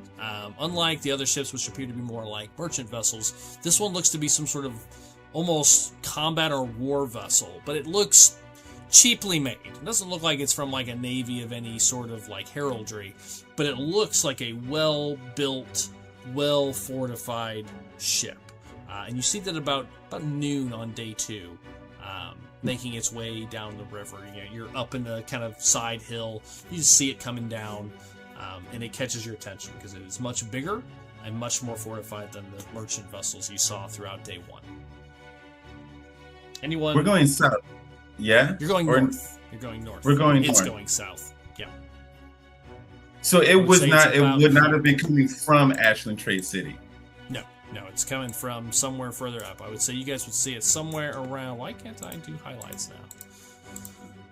Everything about my computer here of late is just a wreck. If you're gonna do highlights, you're gonna need some blonde dye. Oh, Alonis you can borrow some from Alonis. Can I? There you go. Here, let me do this. I'm gonna take my X and copy it. You would notice it about probably here in where I've put another X. I can't highlight now for some silly reason. Somewhere kind of north of that X. On day 2. You see this large ship coming down. Do you want to do anything or ignore it? Just catches your attention. I said make How note. far away from the river? I would say with the travel difficulties you have, you're probably a couple hundred yards inland trying to find better paths. So it's a little ways away. You're maybe up on a little bit of a hill. You can kind of see down into the river valley. You can see this large ship coming, which, again, you haven't seen a ship in hours, and then it just sort of stands out. Is there like brush, or is it just like open grass down to the river? It's open grass out here. Yeah, it's just plains, high grass, but probably like knee high, ankle high, knee high grass. I'm gonna Tinkerbell over that way, but stay really low, Okay. like flying as much in the grass as I can. Okay. Just like toward the river. How close? 50 feet away from the river. From the river? So you get pretty Yeah. close to the river. Yeah. As you get closer, you start to see details. There is no heraldry on the ship, so officially you confirm there's nothing, no markings or designations of any kind. It is made out of wood, and you can actually see chunks of steel have been kind of bolted onto the sides to this kind of very hodgepodge looking ship that's just making its way lumbering down the river very slowly. And within 50 feet, it's dead in the center of the river. And the river, again, is a couple hundred feet long in most places. It's gotten a little thinner up here north, but it's still, probably still another 150 feet, across the river from you in the middle of the river. But you can see a number of people making their way around on the top deck. Looks like about a dozen deckhands, kind of tending to things on the ship, cleaning, messing with the sails, doing what sailors do. About a dozen of them that you can see. Gross. Give me a perception check, however, and a stealth check since you were specifically trying to stay low. Let's stealth first. Yeah, some of this. Oh, natural 20 to stealth. 30 in total. No one has And let's perceive something, if we may, with another natural 20, 29. Wow. Okay. This is why I'm a scout. You are a good scout. So, yeah, you duck into the grass, the high grass, get close to the river, and you see this boat coming. You notice those people up on deck. With that roll, you notice a lot more details. They have sort of an ill-fit kind of cut to them. As you look at them, they don't look like sailors. They don't look like knights. They look like mercenaries. All of them on deck. Mostly humans. Quite a few dwarves as well. Probably 7 or 8 humans, and then another 4 dwarves that you can see on the top deck.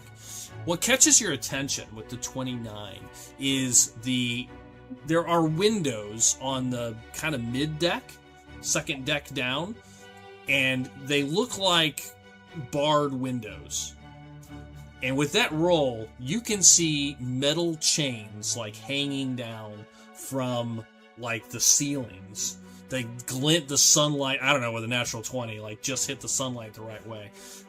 You can see, numerous like chains and stuff hanging down from the windows. And there's probably about a dozen windows like that across the, from end to end on this thing, on the mid deck. Okay. And they're just going about their business. They're just on the water, Yep. You can't make any more details without getting much closer, but you can definitely see like chains, and again, these guys just look like mercs up on deck. All right. Sort of like just, stone myself, like let them pass where they're like probably not looking at me anymore, and then go back to the group. Okay, you get back. Go ahead.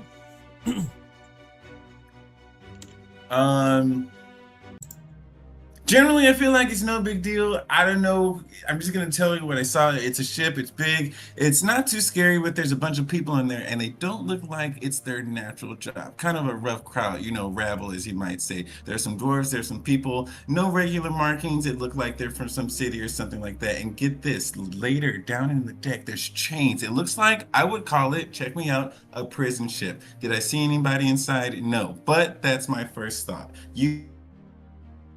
Whatever. Oh, Your last sentence. breaking up. Me.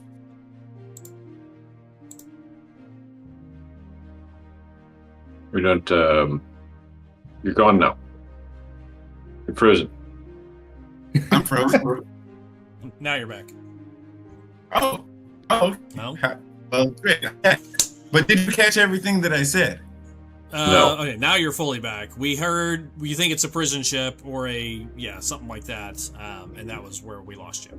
Oh, that was the last thing I said. Use your own judgment. Gotcha. I see. So you all hear that, or Kevin, you hear that? Are you stopping everybody to like, hey, look at that boat, let's have a conversation? I know this is like, I guess I guess we're kind of like spread out. Yeah. Or would this be more to like just Aaron and Kevin hearing this? This is so. That being said, relay what I just said to Aaron and Erskar specifically. Okay. Okay. So maybe Erskar motions you to get closer to the wagon for a moment. Have this quick conversation. You guys hear that? Feel free to react.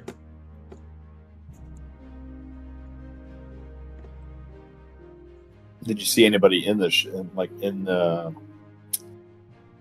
in the prison, or maybe a slaver ship? That is also a good thought, and I didn't see anyone in the chains. You would have had to get closer to make out those kind of details. Right. Oh. Well, maybe if there are people in there, it's worth investigating. But we've been slow going so far, and it's been really rough on me so far to figure this out. So I think we have to keep going forward if we want to keep with our goal here. That's right, the goal. Are you having like savior feelings right now? Is that where you just intimated that maybe we should check it out further and free some slaves if in case there are slaves? I never want anybody to suffer. Despite my rough outer thing, on the inside, I do care. And I do like a good battle. Would you say? But yes, you can check with the rest of the group. All right. Rally up, everybody. Bring it all in. Okay. I'm making that my job as the scout. Convey again what I said to everyone. Erskar brought up a good point. All life is precious. I don't know if it's a slave ship or a prison ship. I didn't get close enough to see if anybody was in the chains. And you said there was like 12 dudes on the deck, Doug? Yes. Definitely 12 people. Okay. So you saw a ship I saw a ship with people on it. with people on it. That doesn't feel very interesting to me. We should keep going to the plague. Well, I hear you. I mean, there are ships with people on them every day. Yeah, but this ship had people, and it also had chains on a lower deck that I couldn't tell if there were people in them. It could be a prison ship, and this is I'm going to play both sides of the coin here. I hear where you're coming from, totally, Alonis. That ship could just be doing the Lord's work and taking bad people where they're supposed to be. Well, is there a city north of here who would be transporting prisoners? And where would you take prisoners to? I'm not even from here, so Look at You're Earthstar. muted. Would I know of anything then, Doug? So, Drew, the you're- river comes out of the mountains. As far as you know, there is no other cities along the river. I mean, there are cities for Havanir up in the mountains for sure, but the river wouldn't be traversable from. Right. Rivers There's up in no the mountains. prison type places, basically, what you're saying. No, So, you're not aware of any cities further north on the river. I mean, Yeah, we use that's- chains for all that's kinds of pretty things here in this realm, not just for tying people down. I think, yeah, let me reiterate that the chains were dangling from the ceiling. Sure.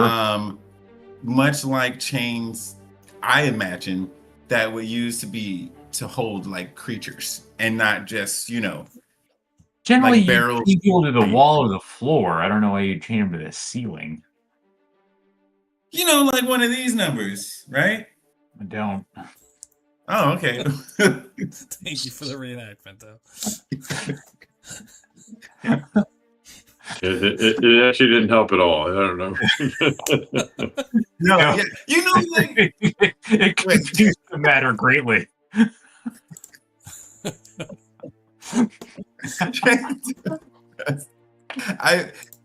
Hold on. Let me see. No, that's not helping. Well, this is the first thing I found here. Just enjoy that for fun. I couldn't find chain to a ceiling.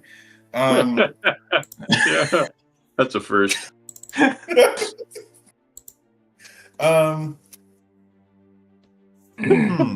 Well, I will defer to majority thought. We have a mission here. We can't get sidetracked right now. I'm not saying there's not nefarious things going on. I'm saying I don't think we have enough information to make that call. But we do know where the plague is.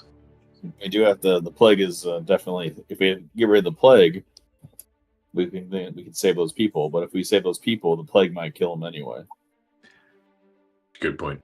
On a So- different side, we might see if these sailors, we can get them hooked on our drugs. Mm. Oh, With okay. us. Yeah, that could be fun. Yeah. I'm just saying. Speaking of, Kevin, this is day 2. You still feel empowered. You feel it slipping away, but you do feel empowered still. Boy, do I. You better consult a doctor. It's been over 4 hours. Yeah. Erections last longer than 4 hours. Call more ladies. Yeah. Hey, there you go. Okay, so Sailor. we leave in the boat. I don't hear any sort of let's go investigate this. Just gonna let it keep trucking along. I think so. I think Just that's the because plan. something in a game doesn't mean it requires you to investigate it. That's right. Let's That's- burn it down. No, the scout scouted, and we know what the scout scouted, and now Yeah. we can, scout something else. Yeah. Okay. I mean, it does seem odd. You're right. There is no further cities north on the river, so it does seem out of place. And change that do this. Change the Yeah, let's. You know what? I'm gonna.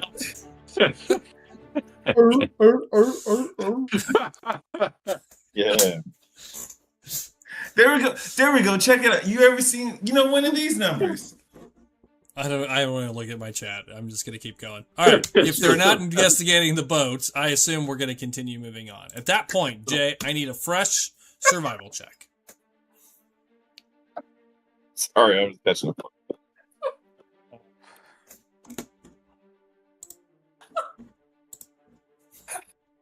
Survival. There we go. 14.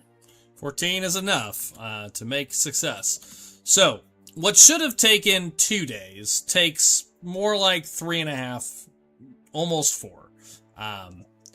But as you guys travel on, nothing else really happens. That is a success. It just takes a little bit longer. The horses really struggle, kind of keep running into wetlands and whatnot along the river's edge.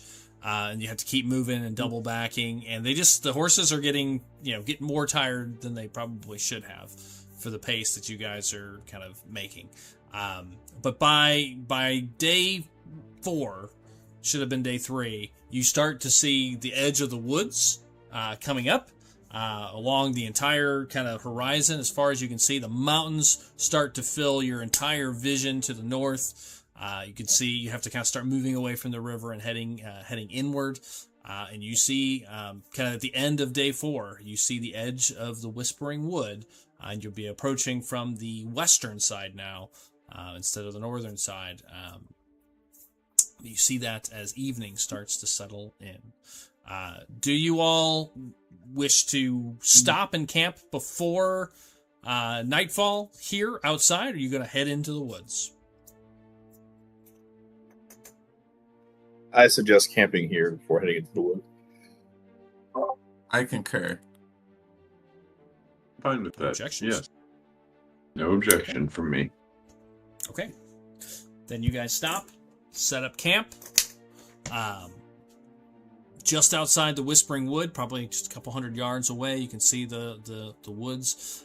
It is quiet. Still nice day out. It's been relatively clear. A couple clouds occasionally.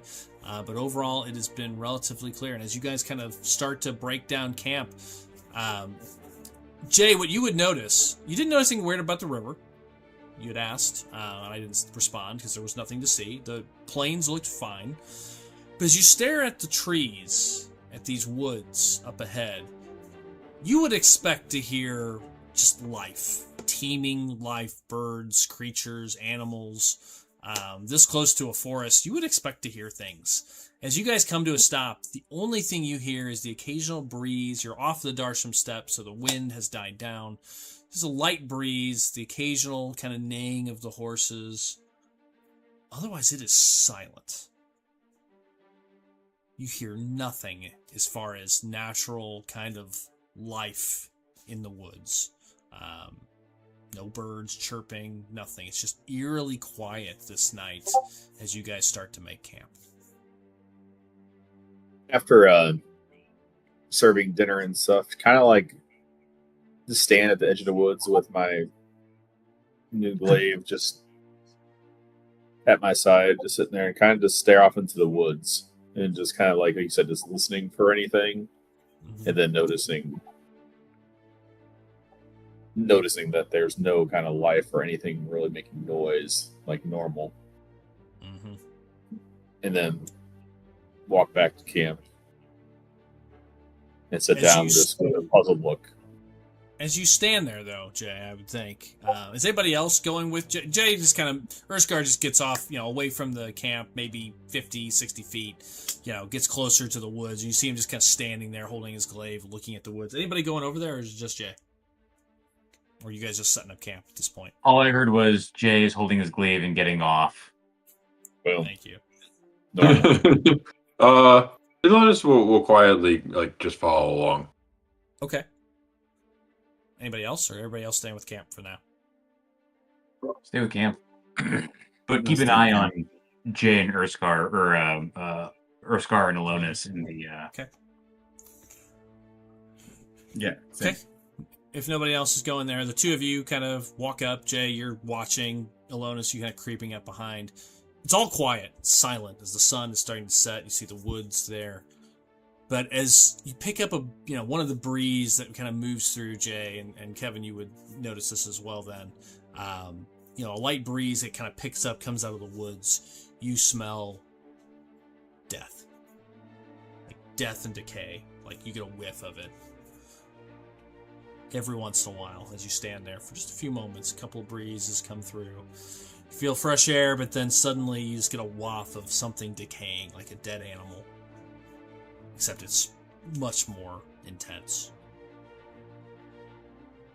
Do I know Elonis is next to me at this time? Am I guessing? Sure. Yeah. Okay. Turn to Elonis. The plague awaits us. It seems that it is now in these woods, which is not unexpected. We know things are spreading. We have to be prepared for anything that's in the woods.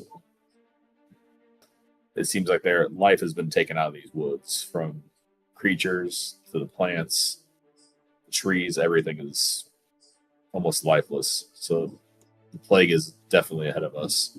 We need to be prepared. I'm ready, your Scar. Let's get a good night's sleep before forging forward. Make sure we have enough people on watch in case something comes out of these woods. We'll talk to the others.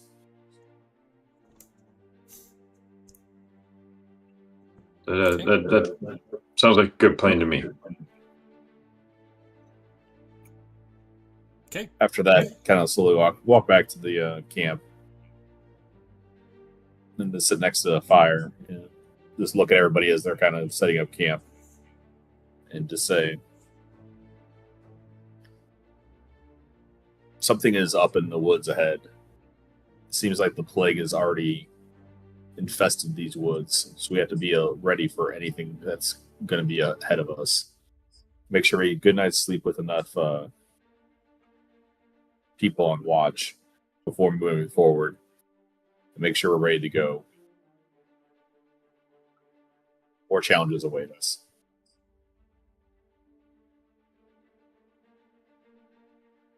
Elonis nods his head and pulls out the dulcimer Ooh. that Karak gave him Mm-hmm. and begins to play the great song. But it sounds, to everyone's ears, a little sadder. Striking a minor key here and there to it as well. I can't actually change the great song that's playing because Come on, Doug. prepare for that. It's going off again. You have to use your imagination that some of these are minor chords. Come on, Doug. I did not start playing D&D to use my imagination. No, I'm sorry. The last thing you... So Lona starts playing this song. Once again, as the campfire lit, you guys have your meals. Any other discussion you guys want to have? Just let the night carry on.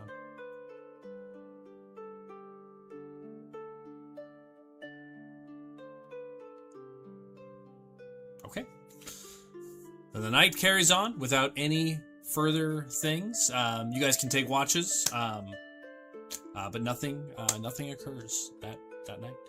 So I'm not going to make you sit here and tell me what your watches were.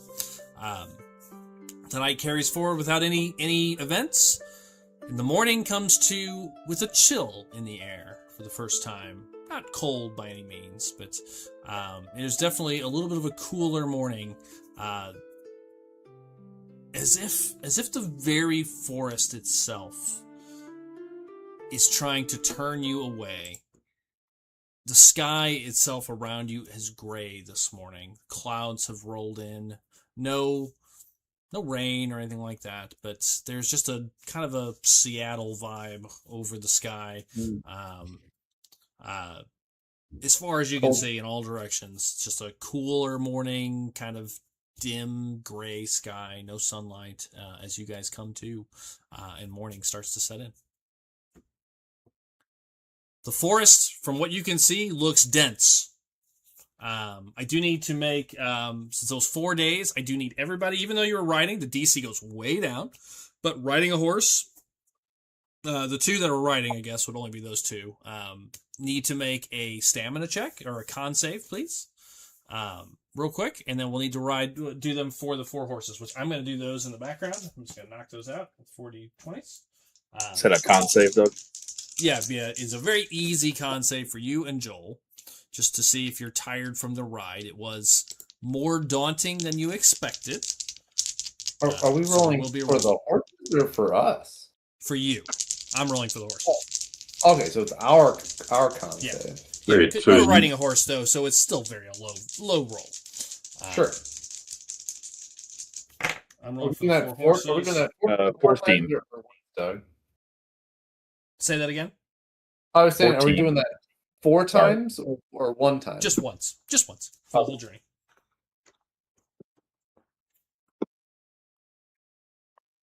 You're fine. Barely. You're tired. I mean, that was It was like, Joel, it was like we took the long way around. The DC was Sure. 5, since you were on a horse. Very But, stiff. yeah, you're stiff, you're tired, achy. Now, that DC would go up the longer the journey is, but it was only 3.5 days, so kept it relatively low. However, one Change horse the- did roll a natural 1 once again. So I'm going to... I should have rolled them one at a time to know whose horse it was. So I'm going to roll a D. I thought we sold that one. Yeah, well, maybe you got them mixed up. We got his brother. We'll do them in order. Urskar, 2, 3 are on the carts, and 4 is Joel's. It was yours, Jay. It was all the back and forth. Your horse is exhausted, and really struggling in the morning. Can I feed him some snacks to make him feel better? Sure, you can try. Feed him and whatnot, but he is exhausted. He has 1 level of exhaustion. Everybody else's horses are okay. The forest ahead of you looks very, very dense. And you would know, Jay, that parts of the woods are, wetlands, and there are some swampy areas in the woods, especially the further south. Where you're at, more north, it's less, it's more solid ground. But there are kind of swampy areas and whatnot in this section of the woods. So you know that up front. So keep that in mind. What do you guys want to do? It is morning. You guys have your meal, all that good stuff. What's the plan?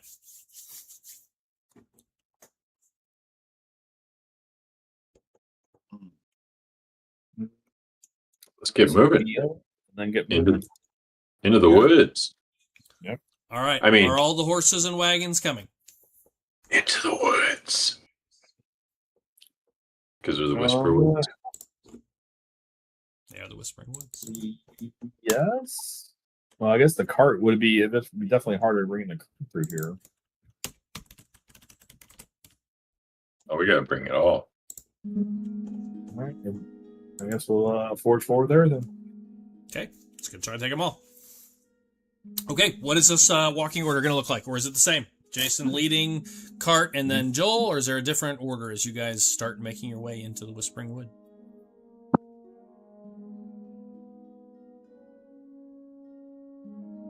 I think that's Same Same order. order. I thought. Yeah, same order. Wouldn't make much difference changing at this point. So. Okay. All right. You begin traveling through the woods. The first hour and a half, the woods are quiet. No sounds of animals. Just gray skies, dense woods, and the paths are very slow going, especially with a cart and horses. You do have to stop and kind of figure out paths. We're going to see how bad that is with the first roll of traveling in the woods. So, Jay, if you're leading, I'm going to need another survival check. Now, at this point, I'm going to bring in the scout as well. You can also make a perception check to, it can be a group success. So if you both have successes, we'll count that. Or if Jay fails, you may be able to save it.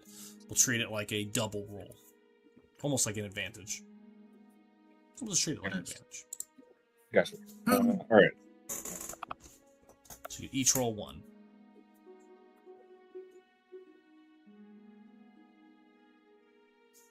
$26. 92.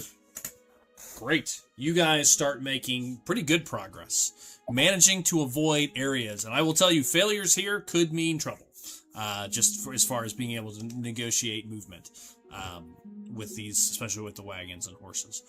But you travel for the first hour and a half, 2 hours. It's just this dry, dead, quiet, not dead, but quiet woods. No animals you hear. By hour 2, Jay, you start to see the telltale signs of corruption. You've seen it before. Dead trees, dead plants, dead flowers. Stephen Lose for Miller. the first time, you start to see something similar to what you have seen in the Feywild. Sort of this dead, decaying, just fauna, flora. as you're moving. You guys, you step on a bush here and there, and you see it just kind of crumbles. There are flowers that are just pale and burnt and turned over or blackened. It looks bad. And the further you guys travel for about over the next half hour, it gets worse quickly.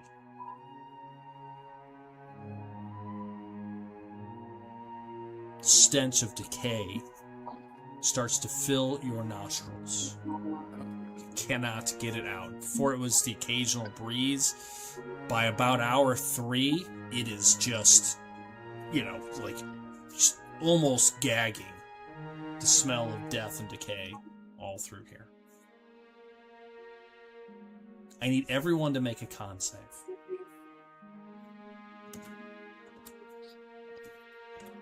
Unless you want to color out anything special here or whatnot, you just start taking in this terrible stench.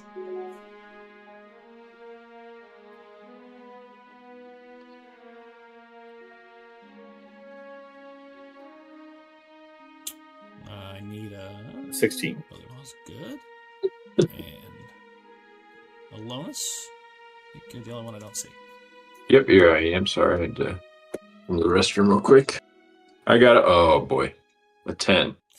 Okay, you and Alonis both Stinky. failed. Yeah, both of you take 1 level of exhaustion for Oh, 3 hours of travel. I'm not feeling it, actually. Yeah, I'm gonna lie down. And you just feel like you're coughing so much, like trying to hold your breath. Like this is exhausting. Like it smells terrible. And it's starting to kind of like your bones are getting tired of like hacking and coughing. The rest of you managed to kind of hold it together, just barely on a couple of those. The DC on that was 14, so actually everybody was pretty safe. 2 of you are really struggling. You didn't fail by more than 5, so it could have been worse. Wow. But yeah, the first 3 hours, you take 1 level of exhaustion. You're just coughing and hacking, and it's just tough. Mm-hmm. Pull my shirt up over my nose like somebody ripped one. Okay. Sure. Boxing yourself. Yeah. Right around that 4th hour, the ground starts to get muddy. Ooh. As you're traveling, it starts getting sort of like, you start having to move around little bogs, little small lakes, small low wetlands, and whatnot. I need another survival check. Doug, Just to see move. if you can find, and there'll be the 2 lookouts. As the smell gets worse, move up out of the carriage or to the front of the carriage, riding at the front of it, Okay. the outside of it. Okay. You climb out. Yeah, try to help them navigate this. Okay. Am I Mark, so really you missing wanna- a bit?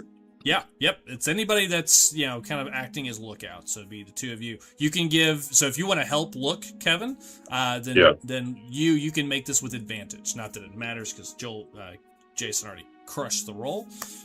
Great. But if Kevin's going to start helping, it'll be now as an assist. Oh, wow, your rolls are. Good Lord. Ignore that. The two of you are just like trying to see. You're both the one struggling, so you just like, I can't even pay attention. The blind leading the blind. I see some trees.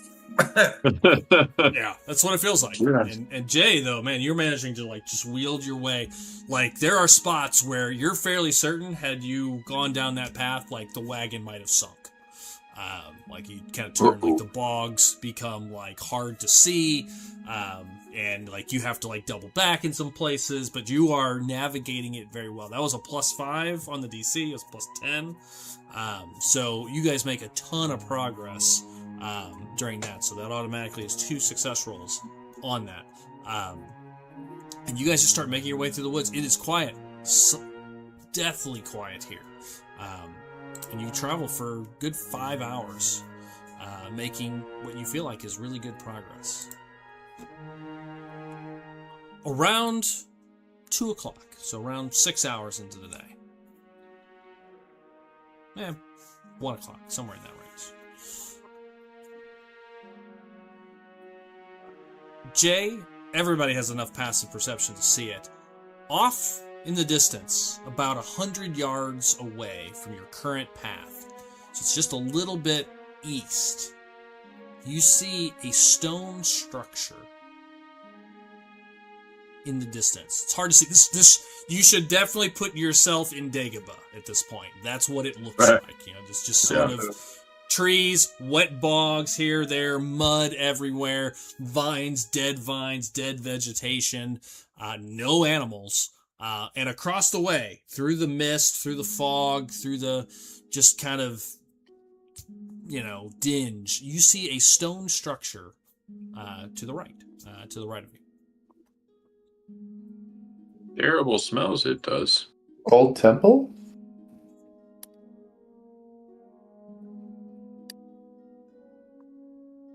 I will kind of put my hand up, and then I'll kind of like tell everybody to stop, and I'll kind of go back to the group. Okay. I'll go look ahead and see what's in this building real quick. I'll use my horse.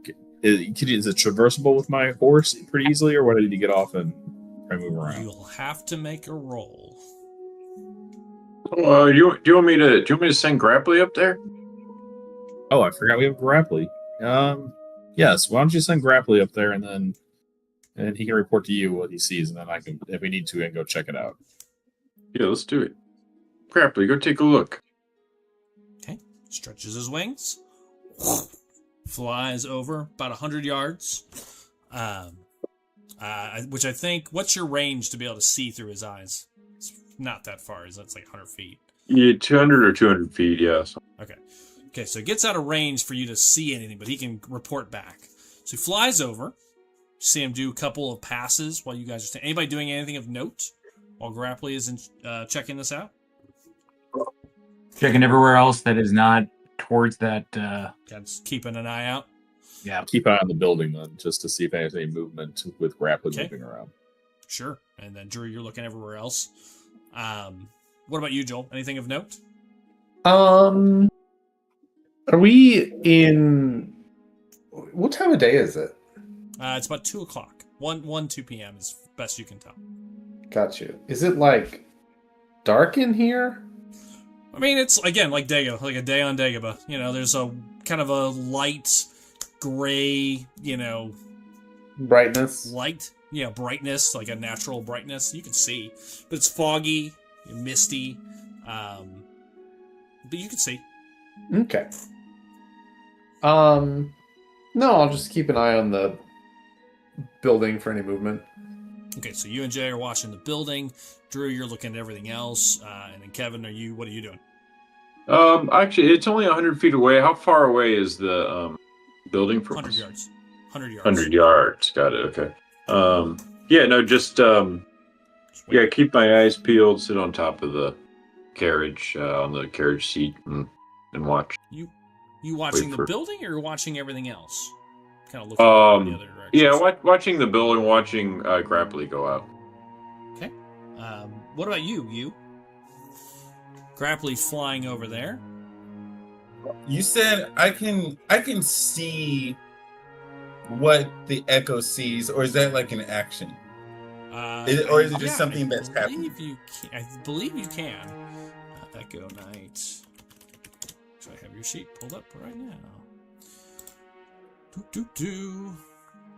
Features and traits. Hang on 1 second. It's been a minute since we've done this. Summon Echo. Nation Incarnate. Here it is. Manifest Echo. You can swap for a bonus action.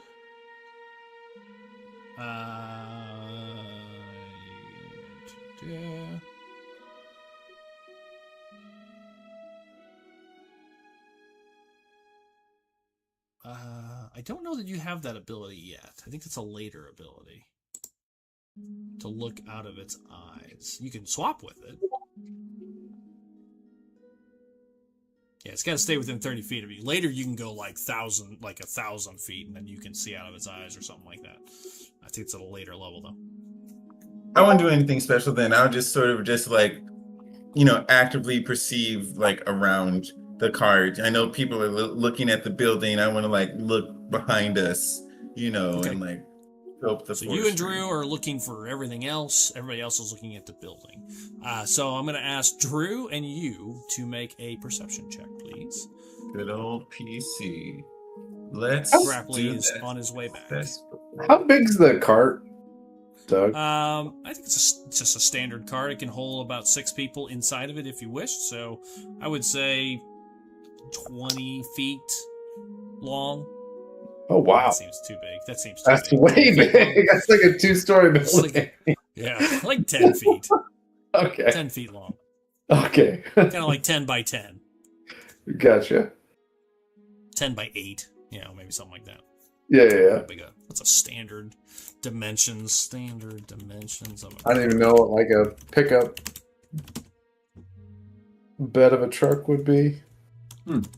I'm imagining like a truck size. Yeah, a little bit, yeah. A little bigger. Dumps like a truck. Why? Would Truck? be... Oh, I was pretty close. 10 by 5. Okay. 10 long, about 5, 5-6 feet 5 wide. feet wide. Okay, dig. Okay, what do we got? I got a 28. Nice. And Drew? I'm sorry, I stepped away. What am I doing? Perception check, please. Oh.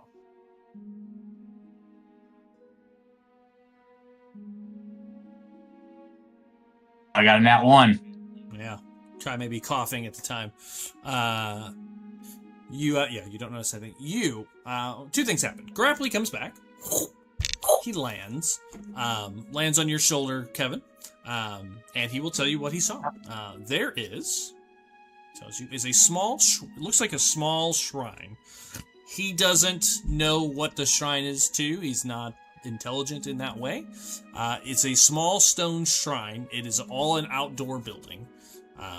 However, he saw that there was, what caught his attention is there are a handful of white and red flowers growing around it. And there was a satchel sitting next to it. Hang on, I gotta find my notes. Good lord. Not that one. Not that one. Not that one. Where did it go?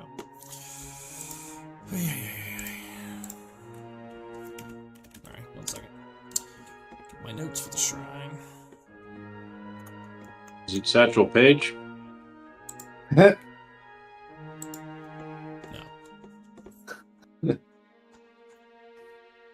Alright. Take me out to the ball game. How is it going?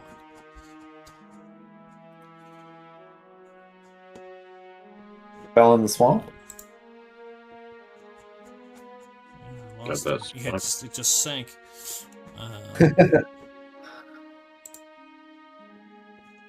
It's all that corruption I found it. Yep. Found it. right in the swamp. Too much stuff open. They TK'd it up out of the swamp. No, he used his razor blade to cut a 350-foot cut through. Floated to the top. Floated to the top. He saw the flowers growing on the side. He caught that attention because there's not a lot of like color and left like in this region of the woods, and it was like growing with plants and whatnot. But what he saw was it wasn't a satchel. It was a book like a backpack is laying near the what looks like a small stone bench or altar inside this small little stone shrine. Again, it's all outside. It's like it got a little roof, little stone roof, a couple of pillars that hold the roof up, some sort of a stone altar. It looks like an ancient, very small, some sort of shrine of some sort. That's what he described. Got There's it. a backpack sitting next to it. But no people, right, Crapley? Nope, didn't see anybody. No people. There's a sign of life with those flowers. And the backpack looks like doesn't look Yeah. old. Right, it doesn't look like it's like vines are growing in around it or anything. No. Yeah. Looks like a nice backpack just sitting there. Mm. Objects should not be left unaccompanied. You, while Grapply is explaining that, for the first time in hours, you see movement. Just this, you hear the sound of like crumpling grasses. Maybe it's because you guys aren't moving; it's easier to hear. But you hear like the sound of like crumpling like plants. Just north of the shrine, kind of as you're looking kind of around the cart, kind of north of the shrine, you hear something out there. You can't see it. It's too dense, too, woods and trees and, dead foliage, but you definitely hear like some sounds coming from the north. All right. When I hear that, give Aaron a tap. And don't say anything, but just give him like one of these, like I heard something, and point in the direction I heard it coming from.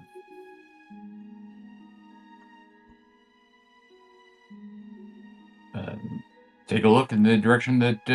I'm like kind of startled. Like I think I'm probably doing something. Oh yeah. Don't see anything. Did not pay attention. You kind of look over there. You don't see anything.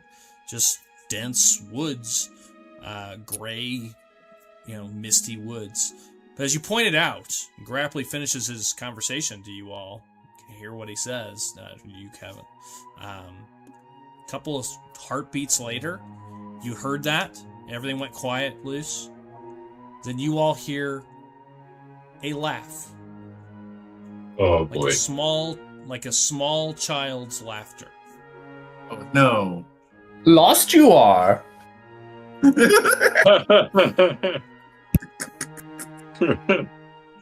Not creepy and not loud, just a like the sound of a child like giggling. Uh-oh. You hear it for a couple of seconds and then it stops. In what direction, Doug? Would have been north of the shrine. So from you guys, northeast.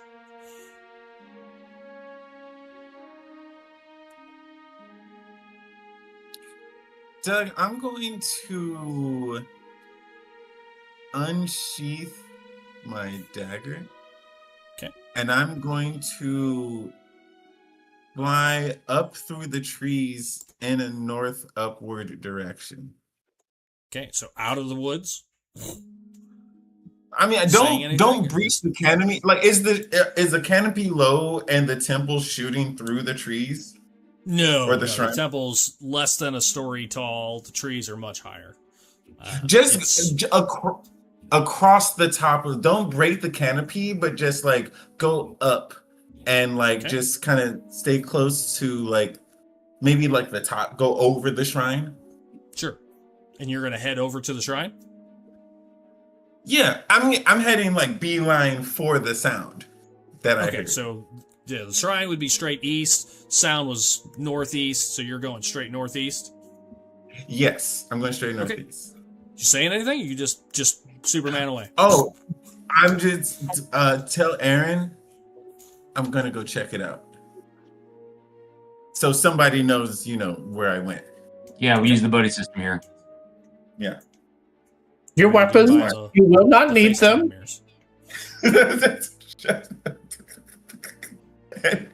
and just go for it. But in this case, take some time to instead. I'm not just like straight flying. I'm just gonna like flit to a branch.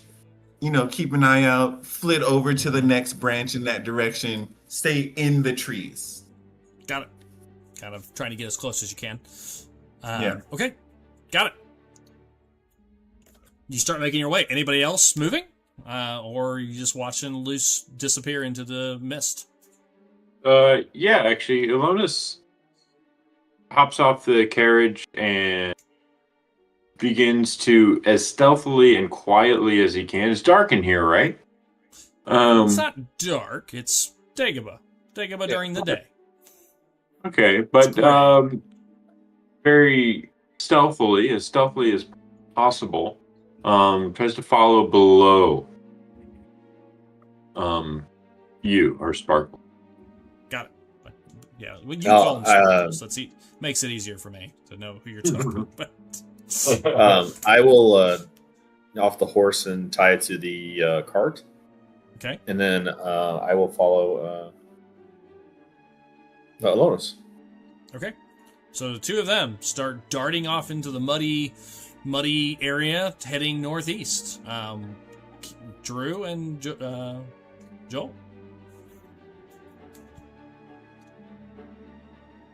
You guys hear this giggle? Stops, and then the two of them three of them, excuse me. Keep an eye on from here. I can see 300 feet. Yep. Do we have a... It's unhindered, so it is, you're going to lose them in the foliage well before 300 feet. Probably, you can see the shrine, which is right at, 100 yards, which is about 300 feet. So I'd say anything beyond that, it's going to be hard to make out details. Okay.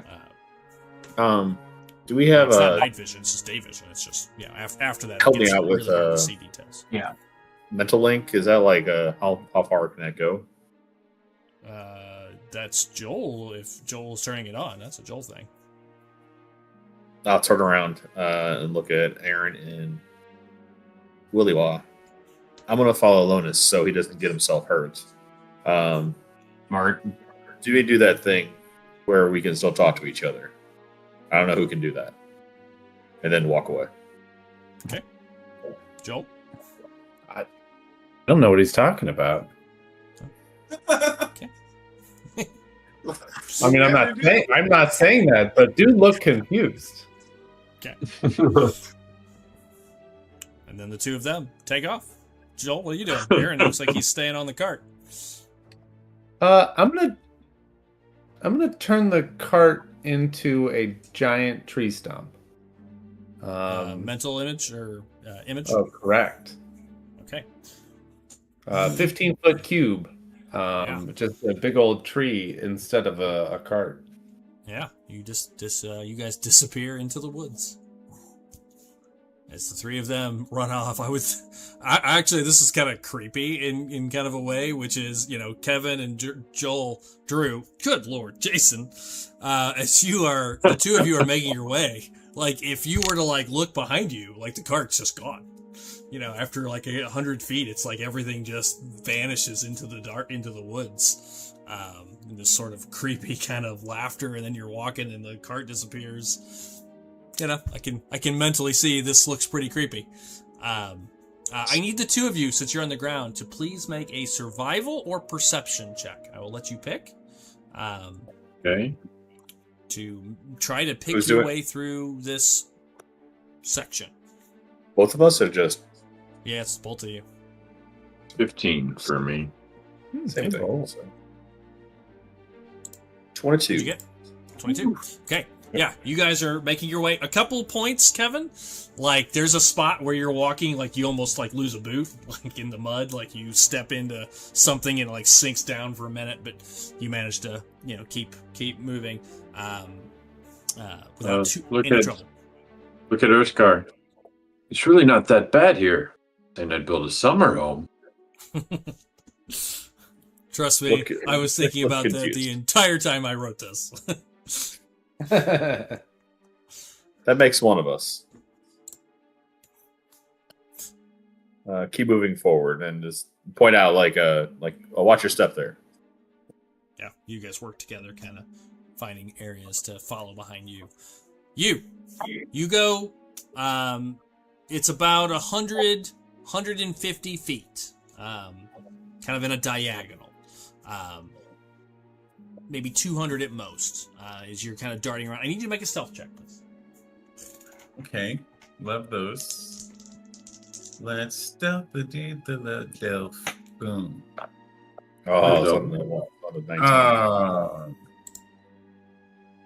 Okay. 11. All right, you make your way tree to tree to tree. Down below you, you start to hear Elonis and Urskar following behind you. But as you're trying to quietly kind of make your way slowly and carefully towards the last that 200 feet mark, you kind of, one of the branches breaks, probably a brittle or dying tree. Like it should have held your weight, but as soon as you step on it, like it just snaps like a twig. And falls into the muck below you. Makes pretty good noise. You all hear kind of a echoes through the woods. Where did that happen? Who did that? Stepped on That that? was you, just ahead of you. You, You see a oh. branch kind of come down.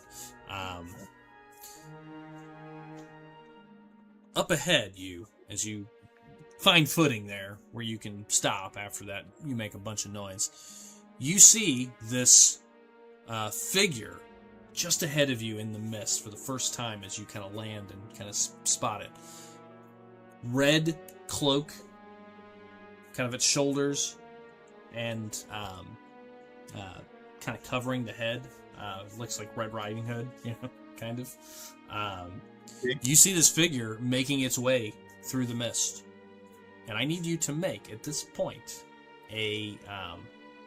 Actually, no, never mind. Okay, thanks, I guess. I had to remember how it worked. Disregard. Do they have a force tie?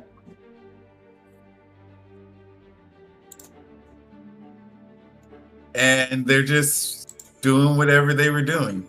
Yeah, you see them moving further away. Just keeps walking. Does it stops look when that sound happens. You hear it. You see it stop. Never turns around, and keeps, and then starts kind of almost like dashing, not really running, but like something above a walk and less than a run. Moving with purpose. Moving with purpose. Yeah, through the woods. And continues further north.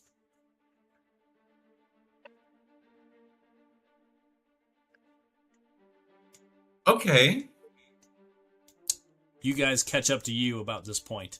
By the time you guys catch up to you, she is out of view. And unless you move, you see she's kind of vanishes.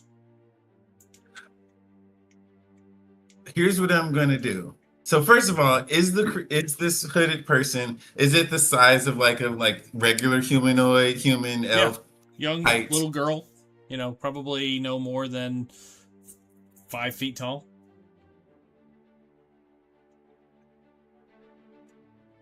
Kid, chaser. You gonna carry on? Yeah. Okay.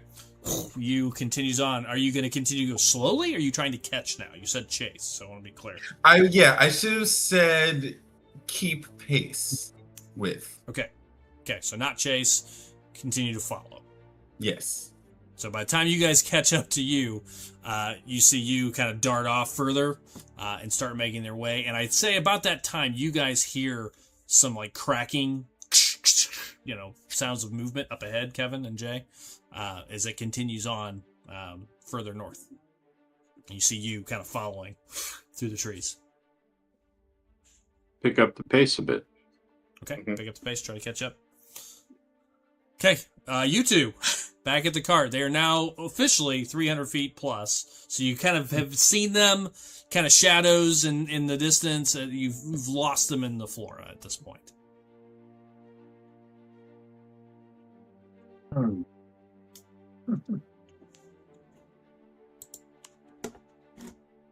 Anything you two want to do for the moment?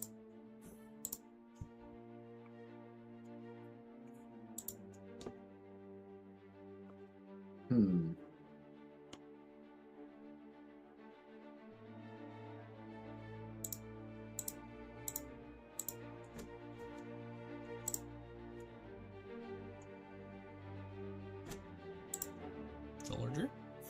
I don't know.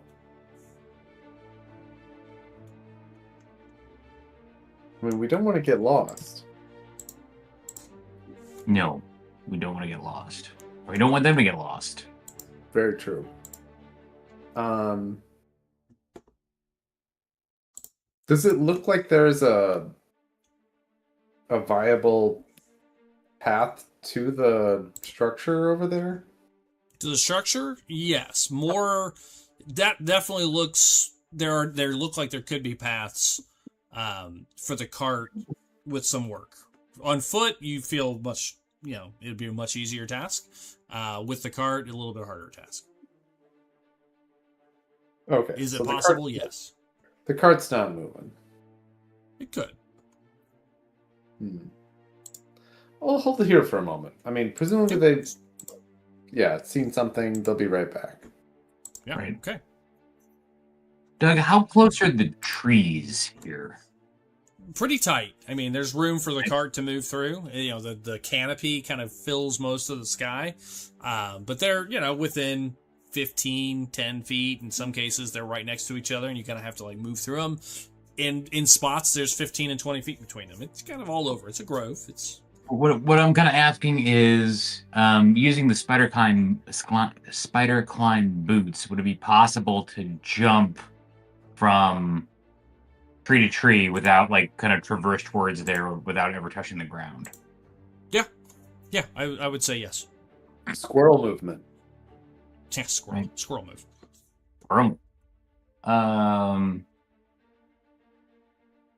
Yeah, move Real away from squirrel. the cart, Real squirrely. real squirrely, and move halfway between the cart and the shrine. So, straight east or northeast? They're going northeast. The shrine is directly east. Okay. Just for clarity about Between us and them, so northeast. Okay, so just kind of catch up, go a little ways. How far are you gonna go? Halfway between the cart and Where you them. lost them? Where I So lost about them. 150 feet. Right. Okay, you start dashing away. Drew, make a perception check, please. As soon as you jump up into the trees. Fucking Oh, wow. hell. Wait. Yeesh. Never mind. Well, hold on. Let me double check something real fast. I'm actually going to use my inspiration on that, and I'm actually going to change up my dice for that. Okay. Wait 1 second while I change my dice, because these dice suck. Yeah, that was a weird. I hadn't seen that one before. It's the new Ravenloft, Mr. Ravenloft die that came out. Untested. Yeah. Oh, it's Should been be tested. Raven Lost. Ooh. Who loaned us? Okay. Exactly. Yeah. It's a good question. I think we're going to find out tonight. Yeah, very serious question. Yeah, we need to know. Even worse. It is. Just as Oh good. my god. Just as good. Yeah, so you start making your way over. Okay, a couple of things are going to happen at this point. Loose.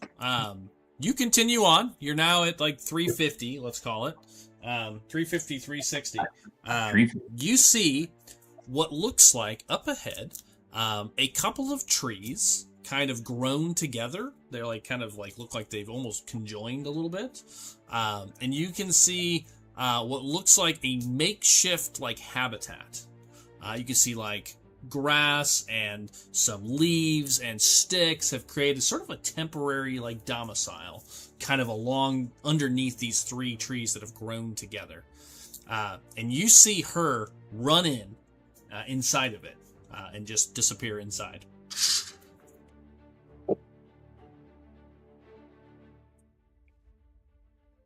It looks to be much bigger than a 10 by 10 space, like a tent almost.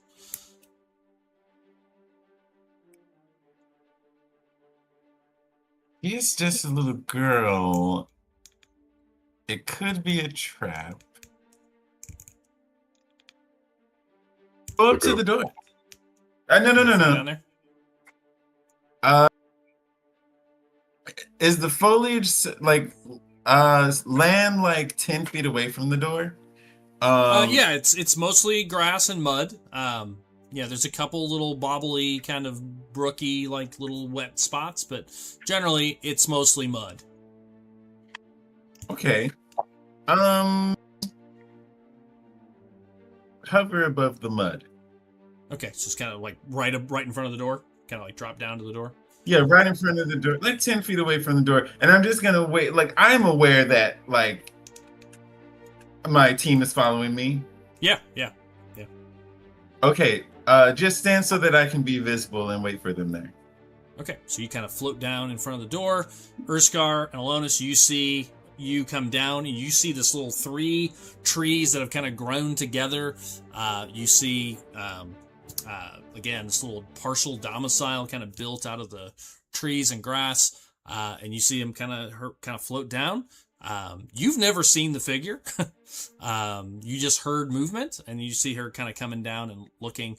You guys are about, I would say, about 60 feet back at this point. What are you guys doing? Make my way to you. To Sparkles. Same. Okay. Yeah, no rolls needed. It's not boggy here.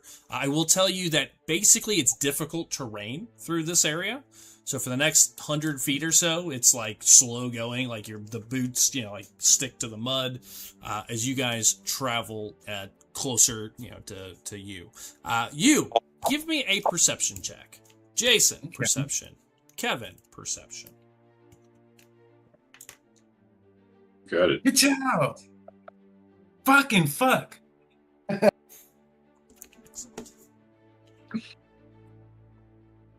Oh God, we are fucked up. And Alonis? 16. 16. Oh, I saw 18. Okay. Just for the color of what you see here. As you two are running, like, you're trying to figure out, you heard something, there was nothing, like, you never saw anything. You definitely heard something. As you're running, and you're struggling to run through this area, like, you're trying to figure out, like, what the hell would be moving through here easily. Right. And you see nothing that would suggest anyone has come through here. At all. Oh. Send Grapply up further ahead. Well, hold on. This is all what you see here. It just looks like just uneven earth and whatnot. You come down. You don't notice anything. Sorry, you missed the possible hint to not have this be a surprise. But as you kind of look and you see, maybe you turn your shoulder for a minute to see the two of them kind of making their way slowly through the mud, like trying to. And it kind of dawns on you at this moment, like, Kevin and Urskar are struggling to, like, get here. Like, and she was just like, no problem at all. She didn't seem affected by the difficult terrain, right? And, like, it kind of maybe starts to click in your mind that that's weird. Right as Kevin, you see 2 yellow eyes just blaze on, basically in the shadows of this structure, whatever's in there. 2 bright yellow eyes right next to you's head. And it's big. It's like one's on one side of his head, one's on the other side of his head. Oh. Whatever this thing is, it's not a little girl. You see these 2 yellow eyes, and an arm grabs you and attempts to drag you in. Yes. Doug, can I cast something real quick? This is, hold on, I'm gonna give this guy kind of a surprise initial, since nobody saw the notes. I will let you guys react this round, since you did notice something. So give me 1 second. Let me just pull a stat real quick on this boy. What's your AC? You? That is a 16. 16. Okay, so it grabs you. Pulls you in. Let's do remember the 2024 rules for grapple. I'm just using the 2024 rules now. Animal handling. Yeah, I should do fairy handling, as it were. Grapple condition, if they fail, they gain the grapple condition, reduce the speed of escape. Okay. Honor strike. You make an honor strike and force target to make a strength or dex saving throw. Alright, so plus. Okay, I need you to make a strength or dex save. Your pick. Oh, I know what I'm picking. My +1 strength, JK. Oh, let's go. 22. All right. So you get yanked in. It's all the same round. You get yanked in, and soon as it does, another arm, and this is a big arm. It's like the size of your chest, comes around. You see another one try to grab you and like rip at your head, and then two more arms come around you. And as you turn, you see a green, looks like kind of like the guy from Mortal Kombat. What's the dude?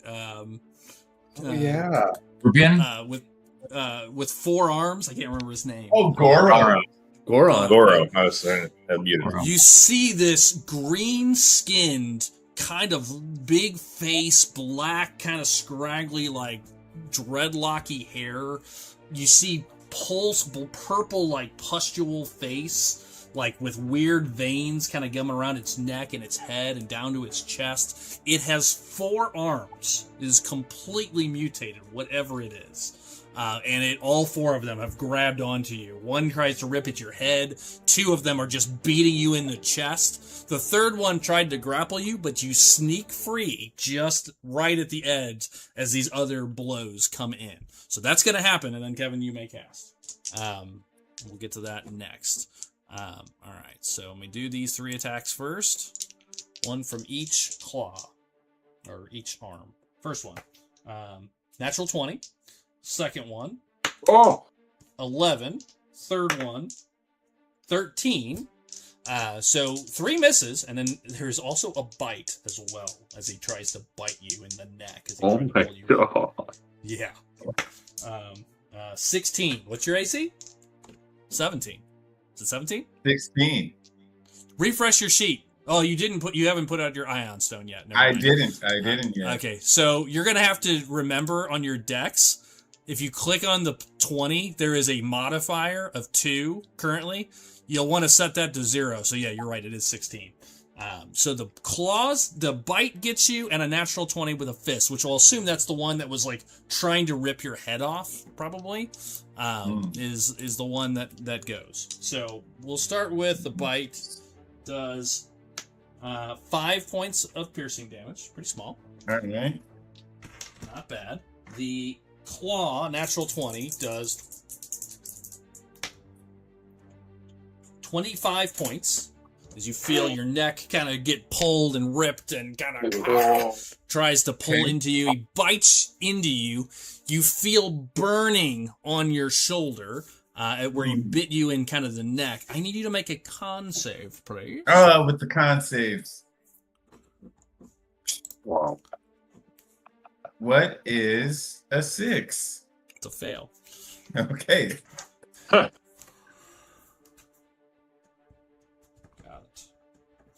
Okay.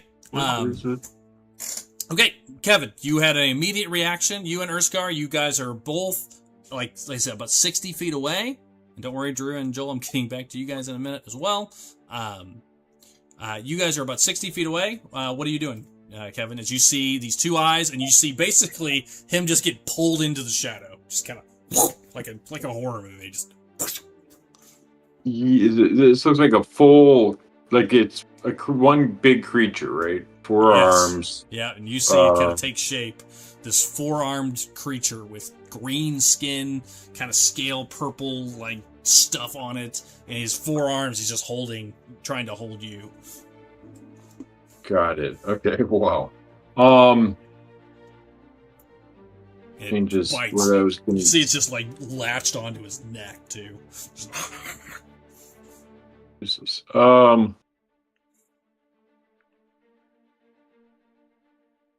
Run in about half, as far as I can, I guess. How far can I go? Yeah, if you can move 45, so you can only move. Let's just call it 30.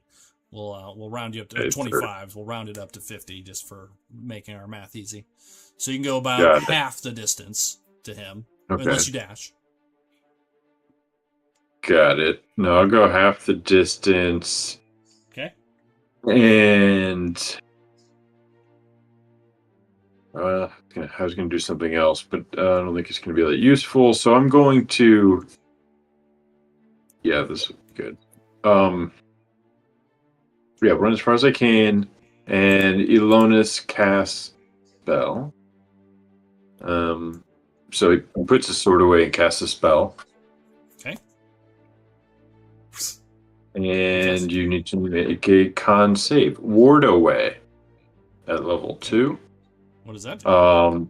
This hurling a disorienting magical force towards this creature. Failed save, target takes 2d4 force damage.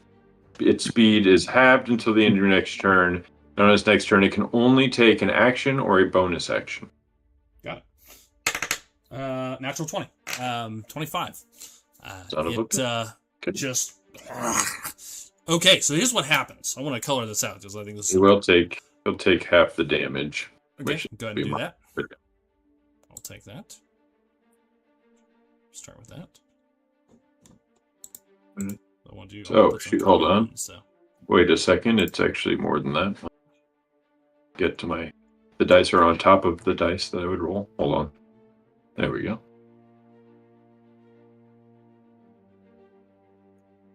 A whopping, 7 total, so 3 or 4 points. 7. So 3. Okay, so you set your sword aside, you reach into your magic, you feel the essence, Lady Thistle for a moment, and you you push this magic out. As soon as you do, Kevin, try to take a drink. I do have a little extra power. You do.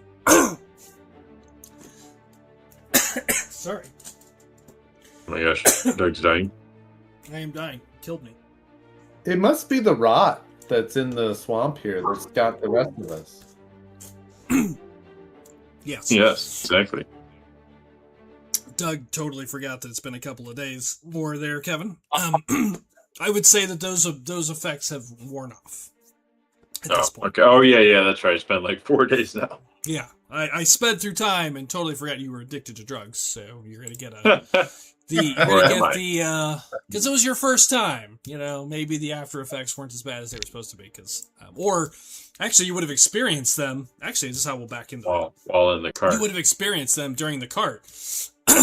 On day 1 and 2, you have a +2, which is what you had. On day 3 and 4, you have a -2. So day 3 and 4, you were miserable. I mean, would have been sort of like, luckily you didn't use any magic, so you didn't really feel it much, but you were able to kind of walk away from it. I do need to make some other checks with you next time. I'll try to remember that. I did space that. I want some water going on tonight. All right, so you cast, as you push into this thing, you feel like you hit resistance. Like an unnatural resistance, and soon as you touch his mind with this power, you hear the whispers. You hear the voices in your mind pushing back. You hear like it's like a tangible soup that you're like pushing through like molasses, and it just doesn't take much effect on the creature. The play. Urskar. You said we're about 60-ish feet away? Yep, 60 feet away. It's double movement, because it is difficult terrain. Okay. I will do this.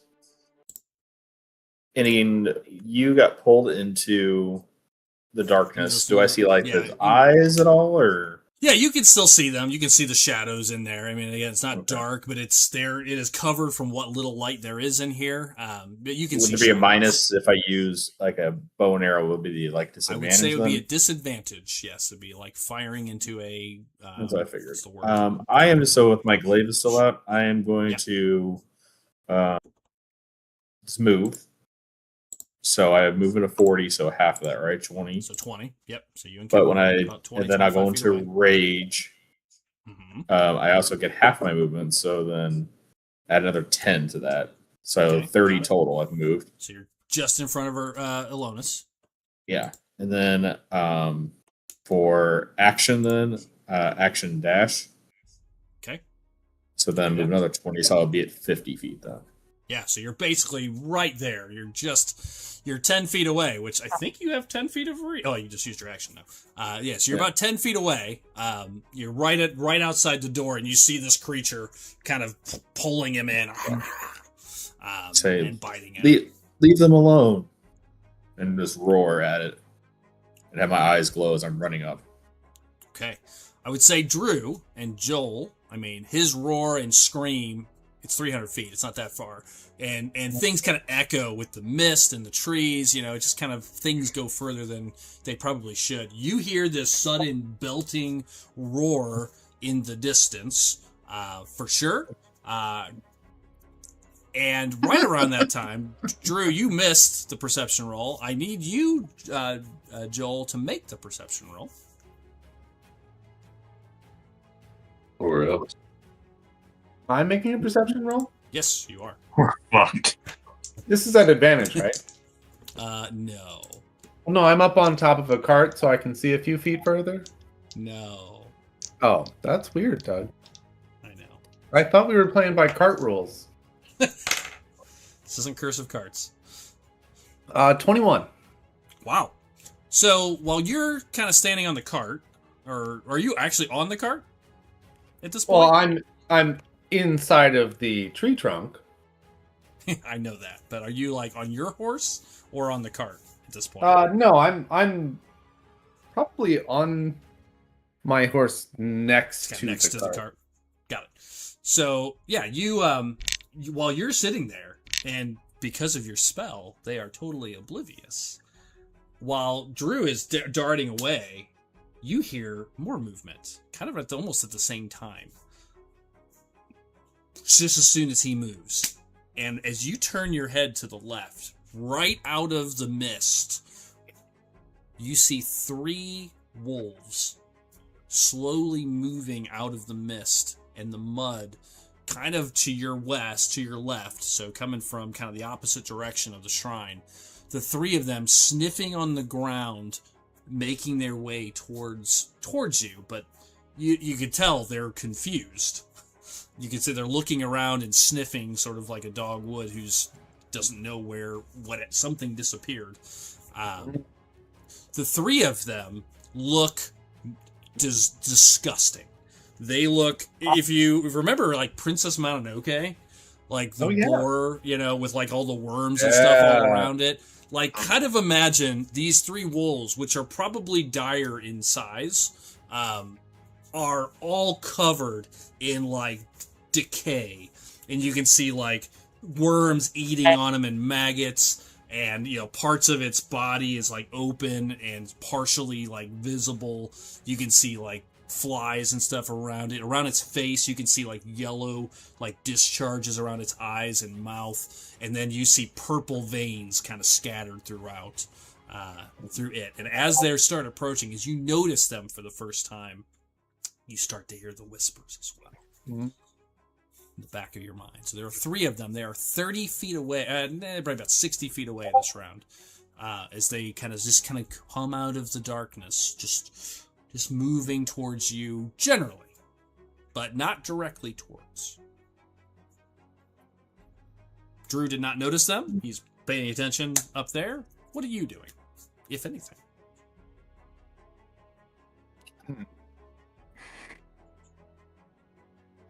And how far away is Aaron at this point? Drew went half the distance, so it's called about 150 feet. This is over, you know, a couple rounds. Okay, got you. And there's 3 wolves.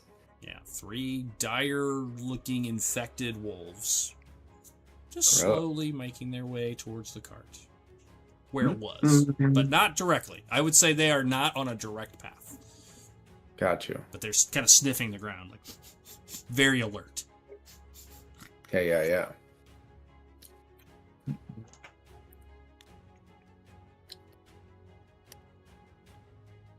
Would you like to do anything?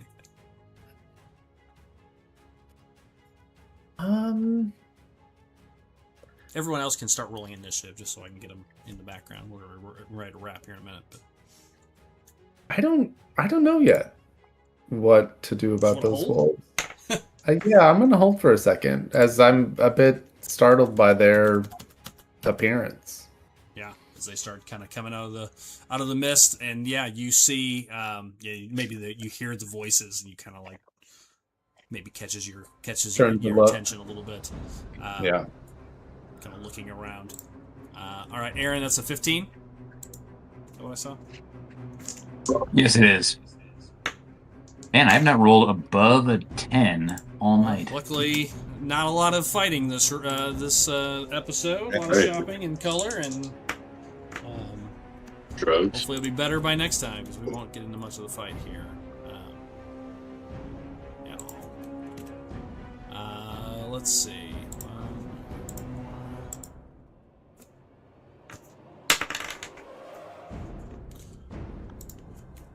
Convenience, the same number.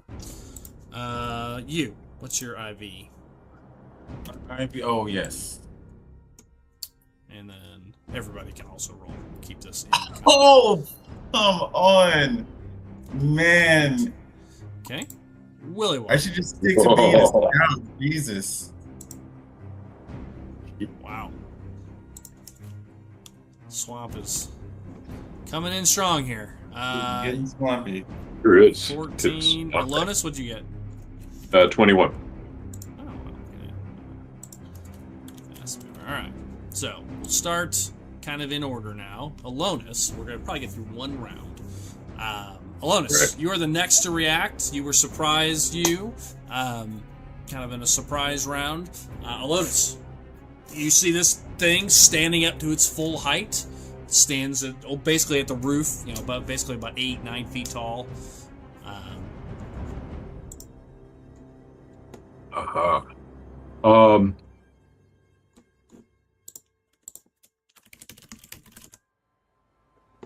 Dash in.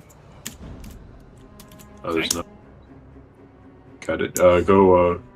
Yeah, I'm not get to the person. Right. Yeah, I'll get you. Yeah, I'll get it. Just Theater yeah. of the mind. Yes. Dash in. All the way. Okay, so you run the rest of the distance. All the way up to the creature. Okay, yep. Yes, you were about 20. Yep, you're good. So you run up into the room. Correct. You notice there are limbs on the ground now as you run in. There are 2 more arms that look like they've kind of been pulled off, green and scaly on the ground as well. Like they're dead or they're moving? They're not moving. Gosh, got it. Just interesting. Couple of arms. That's all. Got it. Okay. Cast run in and attempt to slice Sparkles free. Okay. Bardic to use a Bardic inspiration. Bonus action Bardic, okay. Bonus action Bardic inspiration. And take 2 swings. Okay, go ahead. Oh, I'm sorry. I want to defensive flurry this with my Bardic inspiration. Defensive slurry. It's chocolate shake with defensive properties. What can I say? Or that's a McFlurry. That's not a McSlurry. So, and God, shit. 12. First one just plings off of You its know what? hide. Got it. Okay, and a 1. Wow. All right. You know what? I'm gonna. Doesn't defensive flurry, is that a roll to hit, or is that just become an AC boost? It becomes an AC boost. Doesn't do both. I will. Yeah, but I'm gonna use a heroic inspiration for that second. One of those? Try to get it hit. Yeah. Okay. Yeah. Everyone is inspired. Yes, and that's an 18 then. That's it. Great. That's right. To live. Aaron, you'll be next. That equals 15 points of damage. And let me get defensive.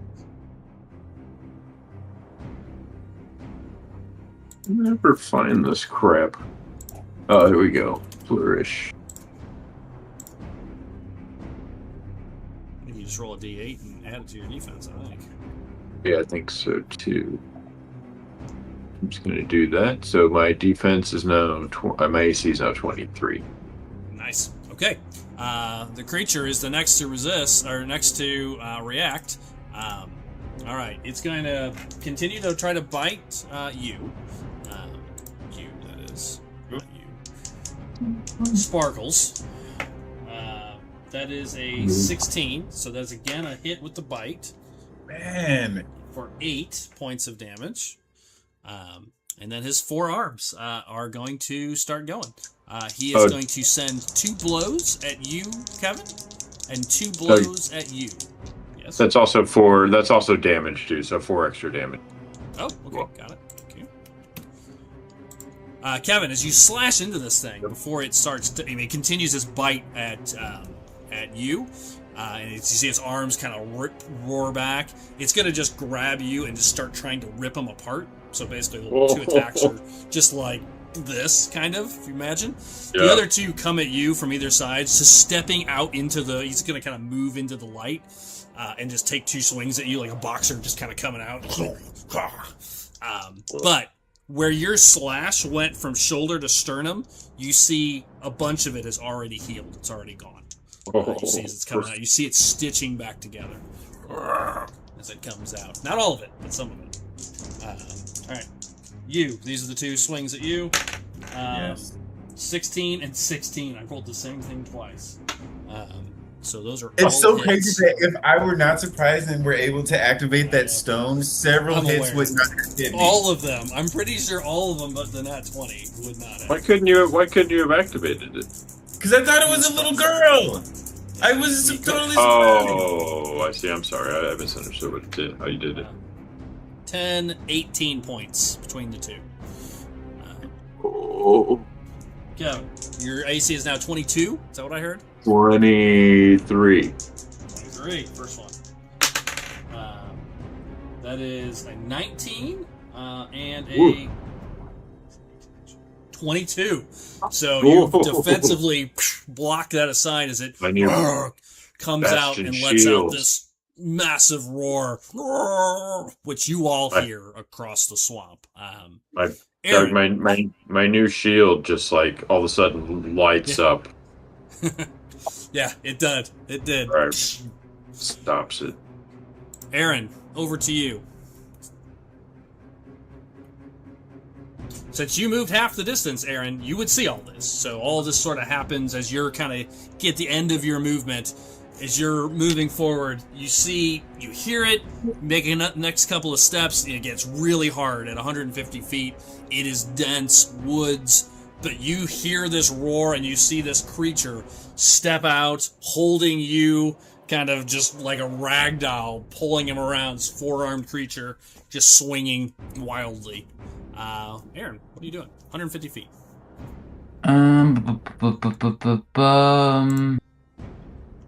I'm going to shoot at it with my longbow. Doug, does this thing see me? It does not. So you're going to have advantage, but he's going to have a lot of cover. I'm going to give him tree I cover. ignore cover. I ignore everything but full cover. That's true. That is true. So yeah, you can take a shot, and it'll be an advantage. Okay. I think. Let me double check. I'm pretty sure that's how that is how it works. Okay. I just wanted to double check. I wasn't sure if it was full or full and 3/4. Half and 3/4 are ignored. Yeah. I was going to give him 3/4 for just all the trees, but yeah, I'd say you can thread it, maybe bounce it off a tree, kind of deal. I'm okay with that. 25. That's a hit. Nailed. For 7 plus. Damn it. 1 Got it. of smite. You guys see this arrow from the darkness just slip into it.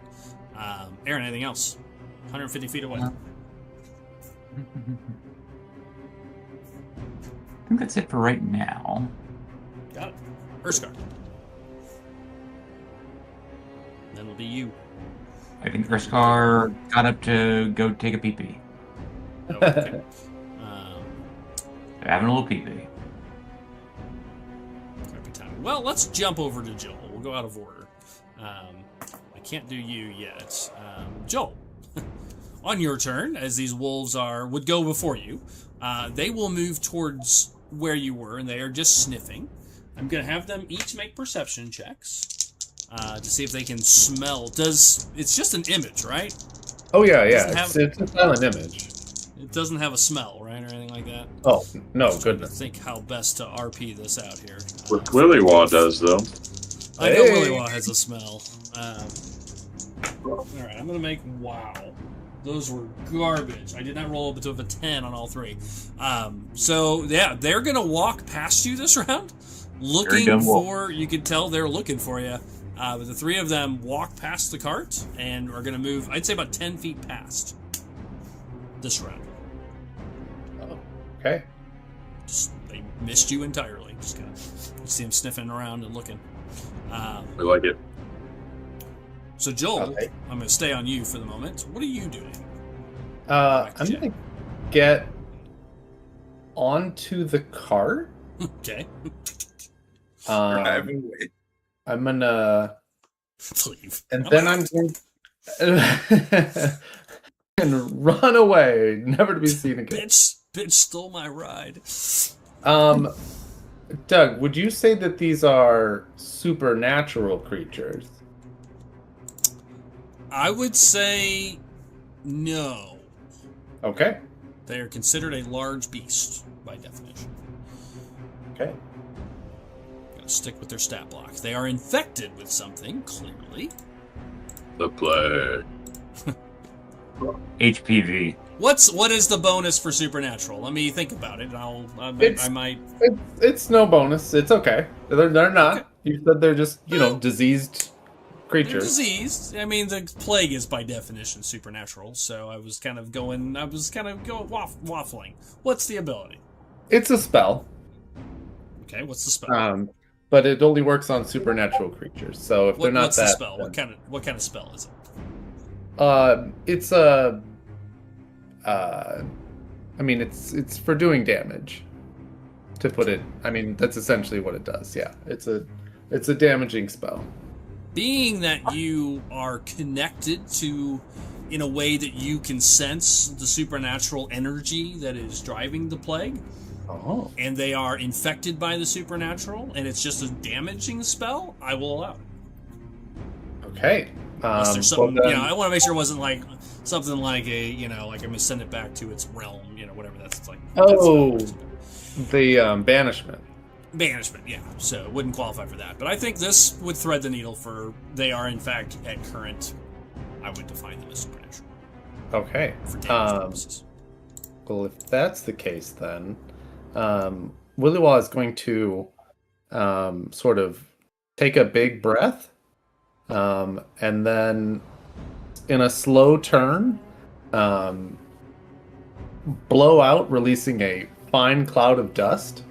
And then as the dust comes out, we're going to have the tree slowly disappear like in a circle as he's blowing it all around. Mm-hmm. And a 30-foot radius of dust centered on the cart is going to spread outward. It's the dust of Suleiman. Okay. That only damages supernatural creatures. But if they are within the range, they will take force damage. They are in the range. Is there any save or? There's no save, and it does 20 points of force damage to each creature within the sphere when they start or end their turn there, or when they move into it for the first time. They can only be damaged once per round. Got it. Or once per turn. Once per turn. Got it. All right. Well, they get slammed with this mystical energy, and I think, Joel, as you reach into the voices in your own mind, you feel this connection to these voices that are trying to get in, and you kind of almost bridge the gap between the two. And this, this magic just kind of naturally slams into these three creatures. 20 points to each one of them. Is that a roll, or is it just straight 20? It's straight 20 points of force damage each round. Oh. Bet. Okay. Got it. All right. Anything else, Joel? That is my action, and I moved onto the cart. I think I am done. Okay. Urskar, over to you.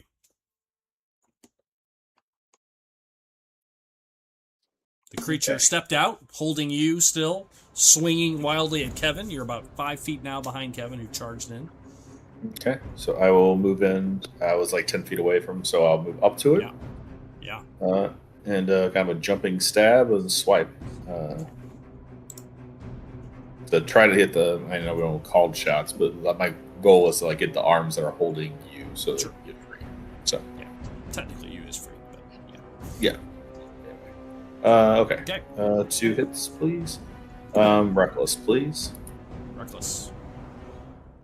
Check. First one. 23. That's a hit. Second one.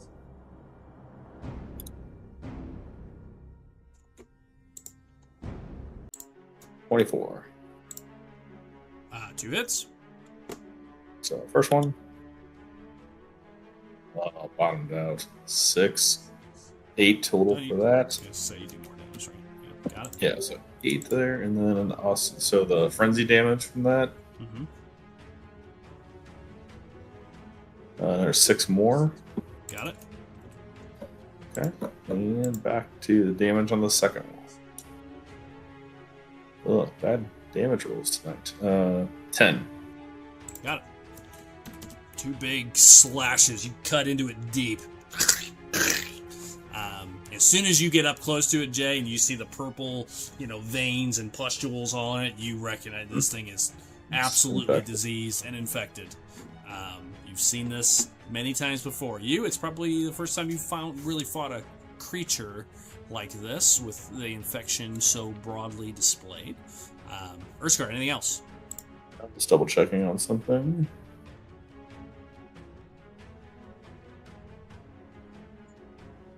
Nope, I'm good to go. That is everything I can do. So, Okay. I am done. Okay. Kevin, focused on this attack, this fight. You're not really paying attention, Jay. You didn't go in the room, so you didn't really see it. Kevin, at your leg, you see one of those arms has crawled itself out of the place, and it grabs your leg, and one grabs Jay's leg and is clawing at him as these 2 limbs start swinging, or start gripping and grasping at the 2 of you. So Jay, what you see is just a green arm just kind of slithering along the ground. As you're slamming this thing, you look down, it just grabs onto your arm or your leg like a leech. Jay, 17 plus 6, 23. That's a hit. And Kevin, 23. I rolled the same thing twice again. But that actually got me? I did. Oh, wait, tie goes to defender. Does not. Wrong game. Jay, that is 7, 8, 9, 10, 11 points. I don't think you're raging yet, so let's just... Yes, I am. Oh, you are? Yes, I am. 6. Or 5, excuse me. And then Kevin, that is 4, 5, 6, 7, 8, 9, 10. All right, 10. Can I react? Are you wearing the new chainmail or not yet? I'm not, no.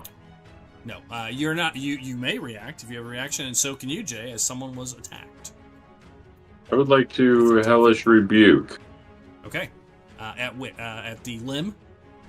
at the limb that just hit me. Go ahead. It's a dex save for me. Failed. Yes, dex 15, great, and that is... He takes 11 points of damage. You can imagine a limb does not exactly have a high dex. I imagine not. And probably not a very high AC either. Or all that many hit points either. You see this flame just lights the thing on fire. It's burning and charred. You see it it's still gripping onto your leg, but you can see most of it's burned to ashes. It's more, Good. it's heavily damaged. Okay, and Jay, if you have reactions now as a sentinel, if you wish to use one. Yeah, I will just swipe down at the limb that's getting me. Then You can interpose on someone that's attacking someone else. So okay, you could go for Kevin's limb that he just burned if you wish. Yeah, get it. I can't go after the guy then, I guess, with another attack. No, no. he wasn't close Oh, okay, enough. I'll hit the limb then. That's fine. Okay, roll hit. Do I guess? Yeah, I will. I still get my reckless, correct? Yeah. Or not? How does that work then? Do I still get it as absolutely. It's until the start of your next turn. That's what I thought. I was Also want to make meant sure. I had advantage, and I just crit fished. I did not get more. Sorry. Nailed. You, 7. as it burns, you just stick your glaive down and just chop it in half. Just got. I will tell you, it's dead. Kevin left it with 2 hit points. There you go. So you just cut it in half. I still bombed out again. Ashes. 6 Well, points. 8. 8 points. Still enough. Still enough. All right, over to you. And that's the last person for the round.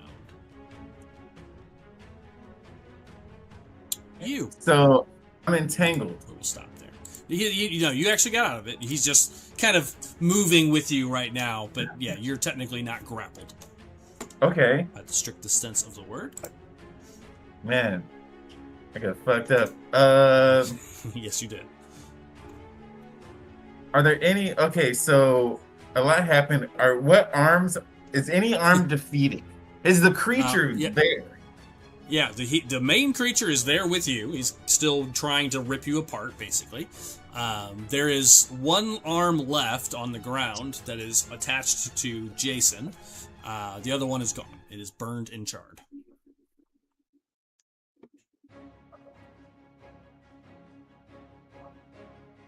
Damn, get out of my rapier. Wail on his gut. Okay. Turn. Go for it. Yeah, let's give him a dagger. Ka-chow! With a natural 20. 28. Nice. What type of damage is the dagger doing? The dagger does piercing. Piercing. Got it. Okay. And let's just give him one of these. 11. What's the damage on the dagger? Well, luckily you rolled the same thing twice, so it worked. So it would have been D4 plus 5 is 9 plus 3, so 12 points total for the crit. Got it. Nice. All right. Yeah, okay. And let's rapier him. Okay. Yeah. With the 16. That's a hit. The magical number. Oh, I love that. Ooh. 12 total. Got it. How about some sneak attack damage? Oh yeah, absolutely. 5 total. Got it. Okay, so that was attack. That was offhand, and you still have another attack. That's right. Let's give him a dagger. Oh! 26. That's a hit. I was very close to another natural 20. Okay. Max 9. 9. Nice. A shit ton of damage. You're just carving this thing apart. You see blood splattering everywhere. As you're cutting into him. You do see some of the wounds are starting to stitch back up. Like the arrow that Drew hit him with. You see that's almost completely healed. Like bits of places where you've hit him is starting to stitch back up. Again, not completely, but it does continue to get stitched up a little bit. Anything else, you? And so the offhand is offhand. It's not a bonus action, right? It is your bonus action. Yeah. Okay, cool. Then I'm done. Okay. All right. Okay. At the end of the round, or at the last person to react, you all hear heavy breathing suddenly, kind of coming out of the foliage. You start to hear like movement. You see 3 more of these disease-ridden wolves come out around this structure from behind it, somewhere in the foliage, and they look like they're covered in dirt, like they dug themselves out of the water and the mud. So you see these 3 creatures dashing without any trouble into this kind of combat zone between the 3 of you. 2 of them leap at Kevin, 1 of them leaps at Jay. that's the last thing for the round. So first, let me do Kevin. Wait, what are these? They look like these disease-ridden wolves that I described to Joel. There are 3 more of them that come out of the kind of the bramble behind this structure and come charging out.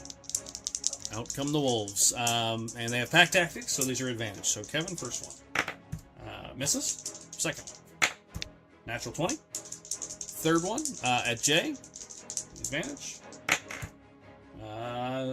20 total. I think that's a hit, Jay. Or what's your AC now? Yep, 16 still. So low. Does natural 20 always hit, or you guys still break? Always hits. Always hits. All right. The bite on Jay, I will start with that, is 7. So half of 3. Yep. And Kevin, the one that hit you, is going to be... He's going to do a lot of damage. 15 with a crit. Yeah. So it just bites on you. You each took damage, so you both need to make a con save. I knew it.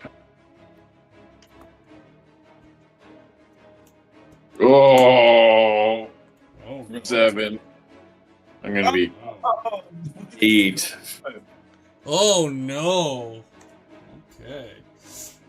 All right, Urskar and Alonis, as these wolves, these disease-ridden wolves, bite into you, and they're just ripping at you and trying to pull you down. Actually, you are both.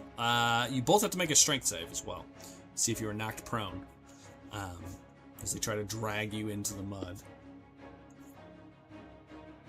Be the last roll of the night. What are we rolling? Sorry. Well, a strength save to see if you get knocked prone. Oh. Jesus Christ. Jay will be with advantage because you're raging. Thank you. Second one. We'll see if it Not matters. much better. Strong 13. 14. You're both up still. You manage to hold these things at bay. It like grabs your, bites into your arm. Doesn't quite pull you down. Neither one of you. DC was 13. But yeah, as soon as they bite into you, you feel this wave of nausea, pain, and burning. And immediately, Kevin, you see purple veins start moving through your arm. Jay, you see the same thing. Think I got 2 of those person. Is that all you have left? Is 2? There's 3 people infected. Oh, there are? You is also infected. Oh, good. Fun stuff. So, that's where we're going to leave off. Sorry, it was a little bit of a slow start tonight. But as the group is spread out, although Joel just wasted 3 of these things almost instantly. Group's a little bit spread out, but a raging battle begins to ensue here in the plains as you guys followed the image into the woods. Luce, that's what I had to check the rolls. There's not an official save roll for that. It is just an image that you see. Silent image spell. Okay, we'll be back in 2 weeks. Have a good night and a nice weekend. We're off this Sunday, but we will check you out. Good Lord, I can't talk. In 2 weeks when we'll be back. Stay hard. Have a good night. Vietnam. Check us out. Don't forget our tank top special. We need to see those. Send them over. Our email address. What is our email address? I don't even know. I don't know. Or just tag us on the socials at When Bards Attack. You could do that. You can also email them to whenbardsattack@gmail.com. Either one. Or Doug, if you want to give out your home address in case they want to mail it in. No. I'll just type it on the server. All right. Have a good night. We'll see you next time. No.